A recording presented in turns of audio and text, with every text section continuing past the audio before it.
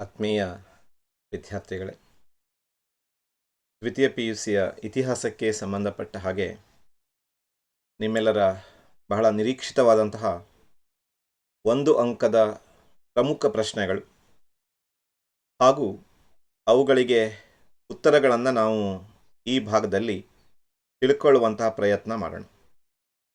ಈ ಒಂದಂಕದ ಪ್ರಶ್ನೆಗಳು ನೀಲಿನಕ್ಷೆಯನ್ನು ಆಧರಿಸಿದ್ದಾವೆ.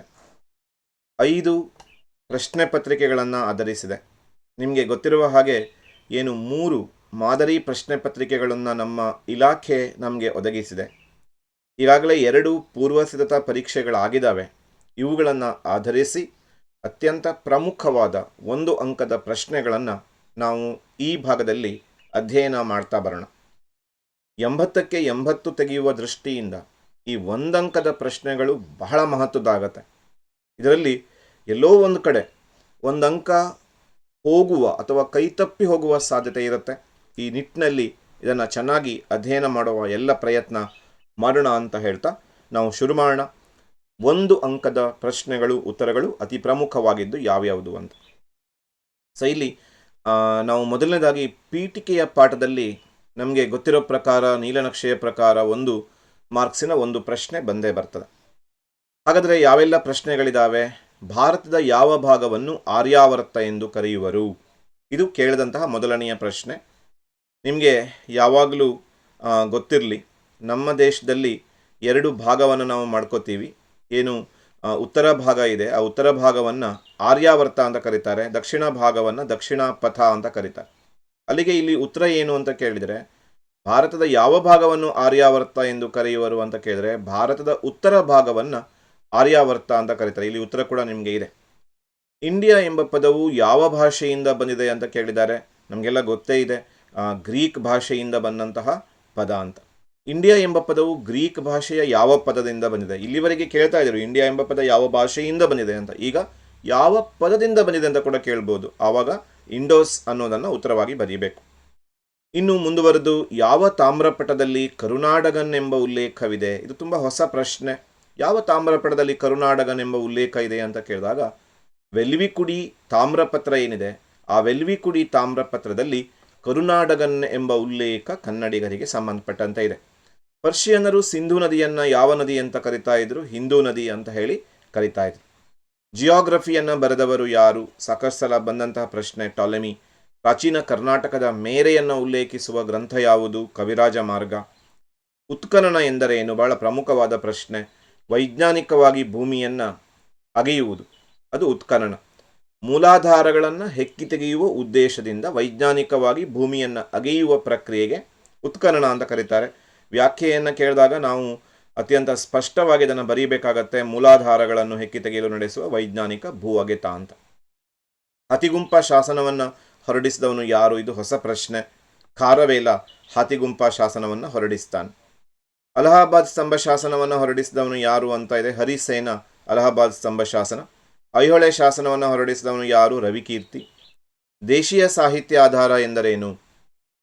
ಸಾಹಿತ್ಯ ಆಧಾರದಲ್ಲಿ 2 ಪ್ರಕಾರಗಳಿದ್ದಾವೆ, ದೇಶೀಯ ಸಾಹಿತ್ಯ ಮತ್ತು ವಿದೇಶೀಯ ಸಾಹಿತ್ಯ ಅಂತ ಹೇಳಿ. ನಮ್ಮ ದೇಶದ ಬರಹಗಾರರು ಬರೆದಂತಹ ಬರವಣಿಗೆಗಳು, ಅದು ಗ್ರಂಥಗಳಿರ್ಬೋದು, ಕತೆ, ಕಾದಂಬರಿ, ನಾಟಕ ಏನೇ ಇರ್ಬೋದು, ದೇಶೀಯ ಬರಹಗಾರರ ಅಥವಾ ದೇಶೀಯ ಲೇಖಕರ ಬರಹಗಳು, ಅದನ್ನು ನಾವೆಂತ ಕರಿತೀವಿ ಅಂತ ಕೇಳಿದರೆ ದೇಶೀಯ ಲೇಖಕರ ಬರಹಗಳನ್ನೇ ನಾವು ದೇಶೀಯ ಸಾಹಿತ್ಯ ಅಂತ ಕರಿತೀವಿ. ನೆನಪಲ್ಲಿ ಇಟ್ಕೊಂಡಿರಿ, ದೇಶೀಯ ಬರಹಗಾರರು ಬರೆದಂತಹ ಸಾಹಿತ್ಯ. ಹಲ್ಮಿಡಿ ಶಾಸನವನ್ನು ಹೊರಡಿಸಿದವರು ಯಾರು? ಕಾಕುತ್ಸ ವರ್ಮ. ಹರ್ಷಚರಿತೆ ಬರೆದವರು ಯಾರು? ಬಾಣ. ರಾಜತರಂಗಿಣಿಯನ್ನು ಬರೆದವರು ಯಾರು ಅಂತ ಪ್ರಶ್ನೆ ಇದೆ. ಕಲ್ಹಣ ರಾಜತರಂಗಿಣಿಯನ್ನು ಬರಿತಾನೆ. ಬುದ್ಧಚರಿತವನ್ನು ಬರೆದವರು ನಮಗೆಲ್ಲ ಗೊತ್ತೇ ಇದೆ, ಅಶ್ವಘೋಷ. ಬಹಳ ಪ್ರಮುಖವಾದಂತಹ ಪ್ರಶ್ನೆ. ಬುದ್ಧಚರಿತವನ್ನು ಬರಿತಾನೆ. ಇನ್ನು ಟಾಲೆಮಿಯ ಕೃತಿ ಯಾವುದು? ಟಾಲೆಮಿಯ ಕೃತಿ ಜಿಯೋಗ್ರಫಿ. ಆಲ್ರೆಡಿ ನಾವು ನೋಡಿದ್ವಿ ಜಿಯೋಗ್ರಫಿ ಬರೆದವರು ಯಾರು? ಟಾಲೆಮಿ. ಇಲ್ಲಿ ಅದನ್ನೇ ಉಲ್ಟಾ ಕೇಳಿದರೆ ಜಿಯೋಗ್ರಫಿಯ ಟಾಲೆಮಿಯ ಕೃತಿ ಯಾವುದು ಅಂತ ಕೇಳಿದ್ದಾರೆ, ಜಿಯೋಗ್ರಫಿ ಅಂತ ಬರೀಬೇಕು. ಇದು ಮೊದಲನೇ ಪಾಠದಲ್ಲಿರುವಂತಹ 17 ಪ್ರಶ್ನೆಗಳು. ಇನ್ನೂ 4 ಪ್ರಶ್ನೆಗಳಿದ್ದಾವೆ, ಅವುಗಳನ್ನು ಕೂಡ ನಾವು ನೋಡೋಣ. ಪ್ಲೀನಿಯ ಕೃತಿ ಯಾವುದು ಅಂತ ಇದೆ. ಪ್ಲೀನಿಯ ಕೃತಿ ನ್ಯಾಚುರಲ್ ಹಿಸ್ಟೋರಿಯಾ. ನಾವಿಲ್ಲಿ 18ನೆಯ ಪ್ರಶ್ನೆಯ ಉತ್ತರವನ್ನು ಕೂಡ ಗಮನಿಸ್ತಾ ಇದ್ದೀವಿ, ನ್ಯಾಚುರಲ್ ಹಿಸ್ಟೋರಿಯಾ. ಇನ್ನು ಫಿರ್ದೋಷಿಯ ಕೃತಿ ಯಾವುದು ಅಂತ ಕೇಳಿದ್ದಾರೆ. ಶಹನಾಮವನ್ನು ಬರಿತಾನೆ ಫಿರ್ದೋಷಿ, ಅದನ್ನು ಬರಿಬೇಕಾಗತ್ತೆ. ಪಾಣಿನಿಯ ಕೃತಿ ಯಾವುದು ಅಂತ ಕೇಳಿದ್ದಾರೆ. ಮಹಾಭಾಷ್ಯವನ್ನು ಪಾಣಿನಿ ಬರೆದಿದ್ದಾನೆ. ಇನ್ನು ಅನಾಮಿಕ ಗ್ರೀಕ್ ಲೇಖಕನ ಕೃತಿ ಯಾವುದು ಅಂತ ಕೇಳಿದಾಗ the Periplus of the Erythraean Sea. ಇವಿಷ್ಟು 21 ಪ್ರಶ್ನೆಗಳು.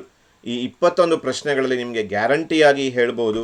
ಏನು ಗ್ಯಾರಂಟಿಯಾಗಿ ಹೇಳ್ಬೋದು ಅಂತ ಕೇಳಿದರೆ, ಈ 21 ಪ್ರಶ್ನೆಯಲ್ಲಿ ನೀವು ಸರಿಯಾಗಿ ಕಲ್ತದ್ದೇ ಆದರೆ ಏನು 5 ಪ್ರಶ್ನೆ ಬರ್ತದೆ, 5 ಪ್ರಶ್ನೆಗಳಲ್ಲಿ ಒಂದು ಪ್ರಶ್ನೆ ಇಲ್ಲಿಂದನೇ ಬರಬಹುದಾದಂತಹ ಸಾಧ್ಯತೆಗಳು ಇದ್ದಾವೆ. ಯಾಕೆಂದರೆ ಇಲ್ಲಿ ಒಂದು ಅಂಕದ ಒಂದು ಪ್ರಶ್ನೆ ಬರ್ತದೆ. ಒಂದು ವೇಳೆ ಒಂದು ಅಂಕಕ್ಕೆ ಬರಲಿಲ್ಲ ಅಂದ್ರೂ ಇದರಲ್ಲಿ ಯಾವುದೋ ಒಂದು ಬಿಟ್ಟ ಸ್ಥಳ, ಯಾವುದೋ ಒಂದು ಮಲ್ಟಿಪಲ್ ಚಾಯ್ಸ್, ಯಾವುದೋ ಒಂದು ಮ್ಯಾಚ್ ದ ಫಾಲೋವಿಂಗ್ ಬಂದೇ ಬರುತ್ತೆ. ಇನ್ನು ಮೂರನೆಯ ಪಾಠಕ್ಕೆ ಬರೋಣ, ಸಿಂಧೂ ನಾಗರಿಕತೆ. ಇಲ್ಲಿ ಕೂಡ ಒಂದು ಅಂಕದ ಒಂದು ಪ್ರಶ್ನೆ ಬರುವಂತಹ ಸಾಧ್ಯತೆ ನಿಚ್ಚಳವಾಗಿದೆ. ಹಾಗಾದರೆ ಯಾವ ಪ್ರಶ್ನೆಗಳಿದ್ದಾವೆ? ಹರಪ್ಪವನ್ನು ಕಂಡುಹಿಡಿದವರು ಯಾರು ಅಂತ ಕೇಳಿದ್ದಾರೆ. ಹರಪ್ಪ ನೆನಪಲ್ಲಿಟ್ಟುಕೊಂಡಿರಿ, ನಿಮಗೆ ಒಂದು ಕೋಡ್ ವರ್ಡ್ ಹೇಳಿದ್ದೀನಿ, HD ಅಂತ. HD ಅಂದರೆ ಏನು ಹೇಳಿ? ಹರಪ್ಪ ಕಂಡುಹಿಡಿದವರು ದಯಾರಾಮ್ ಸಹಾನಿ. ದಯಾರಾಮ್ ಸಹಾನಿ ಅವರು, ಇಲ್ಲಿ ಉತ್ತರ ಕೂಡ ಇದೆ, ನೋಡ್ಕೋಬೋದು ನೀವು. ದಯಾರಾಮ್ ಸಹಾನಿ ಹರಪ್ಪವನ್ನು ಶೋಧಿಸ್ತಾರೆ. ಮೊಹೆಂಜೊದಾರವನ್ನು ಶೋಧಿಸಿದವರು ಯಾರು ಅಂತ ಕೇಳಿದಾಗ MR ಅಂತ ನೆನಪಿಟ್ಕೋಬೇಕು. ಮೊಹೆಂಜೊದಾರೋ RD ಬ್ಯಾನರ್ಜಿ. ಮೊಹೆಂಜೊದಾರದ ಪದದ ಅರ್ಥವೇನು? ತುಂಬ ಪಾಪ್ಯುಲರ್ ಪ್ರಶ್ನೆ. ಸತ್ತವರ ದಿಬ್ಬ ಅಥವಾ ಮಡಿದವರ ದಿಬ್ಬ ಅಂತ ಬರೀಬಹುದು. ಕೆಲವೊಮ್ಮೆ ಸತ್ತವರ ಗುಡ್ಡ ಅಂತ ಕೂಡ ಹೇಳ್ತಾರೆ. ಸತ್ತವರ ಗುಡ್ಡ ಅಂತ ಯಾವುದನ್ನು ಕರಿತಾ ಇದ್ರು ಅಂತ, ಆವಾಗ ಕೂಡ ನೀವು ಮೊಹೆಂಜೊದಾರದ ಅರ್ಥವನ್ನು ಬರೀಬೋದು. ಸಿಂಧು ನಾಗರಿಕತೆಯ ಸ್ನಾನಗೃಹ ಎಲ್ಲಿದೆ? ಮೊಹೆಂಜೊದಾರೋದಲ್ಲಿ ಇದೆ. ಸಿಂಧು ಜನರ ಪ್ರಮುಖ ಕಸುಬು ಯಾವುದಾಗಿತ್ತು? ಕೃಷಿ ಅವರ ಪ್ರಮುಖ ಕಸುಬು. ಸಿಂಧು ನಾಗರಿಕತೆಯ ಕಂಚಿನ ಮಾಪಕ ಇಲ್ಲಿ ಕಂಡು ಬಂದಿದೆ. ಇದು ತುಂಬ ಹೊಸ ಪ್ರಶ್ನೆ, ಕ್ವಶನ್ ಬ್ಯಾಂಕಲ್ಲಿರುವಂಥ ಪ್ರಶ್ನೆ. ಸಿಂಧು ನಾಗರಿಕತೆಯ ಕಂಚಿನ ಮಾಪಕ ಎಲ್ಲಿ ಸಿಕ್ಕಿದೆ ಅಂತ ಕೇಳಿದ್ರೆ ಅದು ಹರಪ್ಪದಲ್ಲಿ ಸಿಕ್ಕಿದೆ ಅಂತ ನೋಡ್ತೀವಿ. ಹರಪ್ಪದಲ್ಲಿ ಕಂಚಿನ ಮಾಪಕವನ್ನು ನಾವು ನೋಡ್ಬೋದು. ಇನ್ನು ಮೊಹೆಂಜೊದಾರದಲ್ಲಿ ಕಪ್ಪೆಚಿಪ್ಪಿನ ಮಾಪಕ ಸಿಕ್ಕಿದೆ. ಸಿಂಧು ಜನರು ಪಶುಪತಿ ಮತ್ತು ಲಿಂಗದ ರೂಪದಲ್ಲಿ ಯಾವ ದೇವರನ್ನು ಪೂಜಿಸ್ತಾ ಇದ್ರು ಅಂತ ಕೇಳಿದ್ರೆ ಶಿವನನ್ನ ಪಶುಪತಿಯ ರೂಪದಲ್ಲಿ, ಲಿಂಗದ ರೂಪದಲ್ಲಿ ಪೂಜಿಸ್ತಾ ಇದ್ರು. ಸಿಂಧು ನಾಗರಿಕತೆಯ ವಿಶಿಷ್ಟ ಲಕ್ಷಣ ಯಾವುದು? ಮಾಡೆಲ್ ಕ್ವಶನ್ ಪೇಪರಲ್ಲಿ ಕೇಳಿದಂತಹ ಪ್ರಶ್ನೆ. ನಗರ ಯೋಜನೆ. ಸಿಂಧು ನಾಗರಿಕತೆಯ ವಿಶಿಷ್ಟವಾದಂತಹ ಲಕ್ಷಣ ಯಾವುದು ಅಂತ ಕೇಳಿದಾಗ ನಾವು ಸಿಂಧು ನಾಗರಿಕತೆಯ ನಗರ ಯೋಜನೆ ಅಂತ ಬರೀಬೇಕಾಗತ್ತೆ. ಇದು ಸಿಂಧು ನಾಗರಿಕತೆ ಪಾಠದ ಪ್ರಮುಖ ಒಂದಂಕದ ಪ್ರಶ್ನೆಗಳು. ನಾವಿಲ್ಲಿ ಉತ್ತರಗಳನ್ನು ಕೂಡ, ಕೆಲವೊಂದು ಉತ್ತರಗಳು ಇಲ್ಲಿ ಇದ್ದಾವೆ, ಅಲ್ಲಿ ಬಿಟ್ಟು ಹೋಗದಂತಹ ಉತ್ತರಗಳು. ಇವಿಷ್ಟು ಸಿಂಧು ನಾಗರಿಕತೆಯ ಪಾಠಕ್ಕೆ ಸಂಬಂಧಪಟ್ಟ ಪ್ರಶ್ನೆಗಳು. ಇನ್ನು ಮೌರ್ಯ ಸಾಮ್ರಾಜ್ಯಕ್ಕೆ ಸಂಬಂಧಪಟ್ಟಂತೆ ಮಾದರಿ ಪ್ರಶ್ನೆ ಪತ್ರಿಕೆಗಳಲ್ಲಿ ಪ್ರಿಪರೇಟರಿ ಎಕ್ಸಾಮಲ್ಲಿ ಕೇಳಿರೋದ್ರಿಂದ ನಾವು ಇದ್ರ ಕಡೆ ಗಮನ ಕೊಡ್ತಾ ಇದ್ದೀವಿ. ಮೌರ್ಯ ಸಾಮ್ರಾಜ್ಯದ ಸ್ಥಾಪಕ ಚಂದ್ರಗುಪ್ತ ಮೌರ್ಯ. ಮೌರ್ಯರ ರಾಜಧಾನಿ ಪಾಟಲಿಪುತ್ರ. ಇಲ್ಲಿ ನೀವು ಉತ್ತರವನ್ನು ಕೂಡ ಗಮನಿಸ್ಕೋಬಹುದು. ಆಮೇಲೆ ಮೌರ್ಯರ ರಾಜಲಾಂಛನ, ಇದನ್ನು ಕೇಳಿದರು. ಮೌರ್ಯರ ರಾಜಲಾಂಛನ ಯಾವುದು? ಧರ್ಮಚಕ್ರವನ್ನು ಅವರು ಲಾಂಛನವಾಗಿ ಹೊಂದಿದ್ರು ಅಂತ ನೋಡ್ತೀವಿ. ಮುದ್ರಾ ರಾಕ್ಷಸವನ್ನು ಬರೆದವನು ವಿಶಾಖದತ್ತ. ಅರ್ಥಶಾಸ್ತ್ರವನ್ನು ಬರೆದವರು ಕೌಟಿಲ್ಯ. ಇಂಡಿಕಾವನ್ನು ಬರೆದವರು ಮೆಗಾಸ್ತನೀಸ. ಚಂದ್ರಗುಪ್ತನಿಗೆ ಮೌರ್ಯ ಸಾಮ್ರಾಜ್ಯವನ್ನು ಸ್ಥಾಪಿಸಲು ನೆರವಾದವರು ಯಾರು? ಇದು ಬಹಳ ಇಂಪಾರ್ಟೆಂಟ್ ಪ್ರಶ್ನೆ. ಕೌಟಿಲ್ಯ ಅಥವಾ ಚಾಣಕ್ಯ ನೆರವನ್ನು ಕೊಡ್ತಾನೆ. ಚಂದ್ರಗುಪ್ತನಿಂದ ಸೋಲಿಸಲ್ಪಟ್ಟ ನಂದರ ದೊರೆ ಯಾರು? ಧನನಂದ ಸೋಲಿಸಲ್ಪಡ್ತಾನೆ. ಚಂದ್ರಗುಪ್ತ ಮೌರ್ಯ ತನ್ನ ಕೊನೆ ದಿನಗಳನ್ನು ಎಲ್ಲಿ ಕಳೆದ? ಇದು ಬಹಳ ಮಹತ್ವದ ಪ್ರಶ್ನೆ ಆಗುತ್ತೆ. ಶ್ರವಣಬೆಳಗೊಳದಲ್ಲಿ ಚಂದ್ರಗುಪ್ತ ಮೌರ್ಯ ತನ್ನ ಕೊನೆ ದಿನಗಳನ್ನು ಕಳಿತಾನೆ. ಅಲ್ಲಿ ಸಲ್ಲೇಖನ ವೃತ್ತವನ್ನು ಆಚರಿಸ್ತಾನೆ. ಇಲ್ಲಿ ಮತ್ತದೇ ಪ್ರಶ್ನೆ ಇದೆ, ಸಲ್ಲೇಖನ ವೃತ್ತವನ್ನು ಆಚರಿಸಿ ಪ್ರಾಣತ್ಯಾಗ ಮಾಡಿದಂತಹ ಮೌರ್ಯ ಅರಸು ಯಾರು ಅಂತ ಹೇಳಿ. ಆವಾಗ ಚಂದ್ರಗುಪ್ತ ಮೌರ್ಯ ಉತ್ತರ ಆಗತ್ತೆ.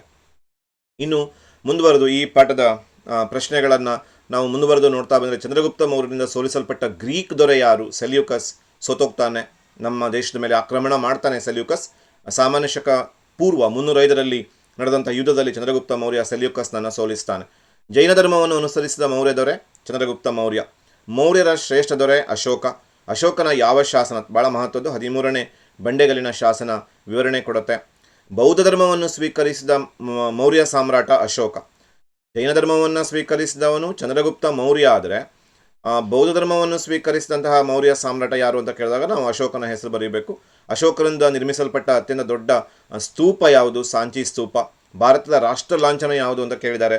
ಸಾರಾನಾಥ ಸ್ತಂಭದ ಏನು ಶಿರೋಭಾಗ ಇದೆ ಅದನ್ನು ನಮ್ಮ ದೇಶದ ರಾಷ್ಟ್ರ ಲಾಂಛನವಾಗಿ ಆಯ್ಕೆ ಮಾಡಿಕೊಂಡಿದ್ದಾರೆ. ಅಶೋಕನ ಸ್ತಂಭಗಳಲ್ಲಿ ಒಂದು ಅದು ಸಾರಾನಾಥದ ಸ್ತಂಭ. ಆ ಸಾರಾನಾಥ ಇಲ್ಲಿ ಒಂದು ಎಕ್ಸ್ಟ್ರಾ ಆಗಿದೆ. ಸಾರಾನಾಥ ಸ್ತಂಭದ ಶಿರೋಭಾಗವನ್ನು ಅವರು ಅದನ್ನು ಆಯ್ಕೆ ಮಾಡಿಕೊಂಡಿದ್ದೀವಿ ನಮ್ಮ ದೇಶದ ರಾಷ್ಟ್ರ ಲಾಂಛನವಾಗಿ.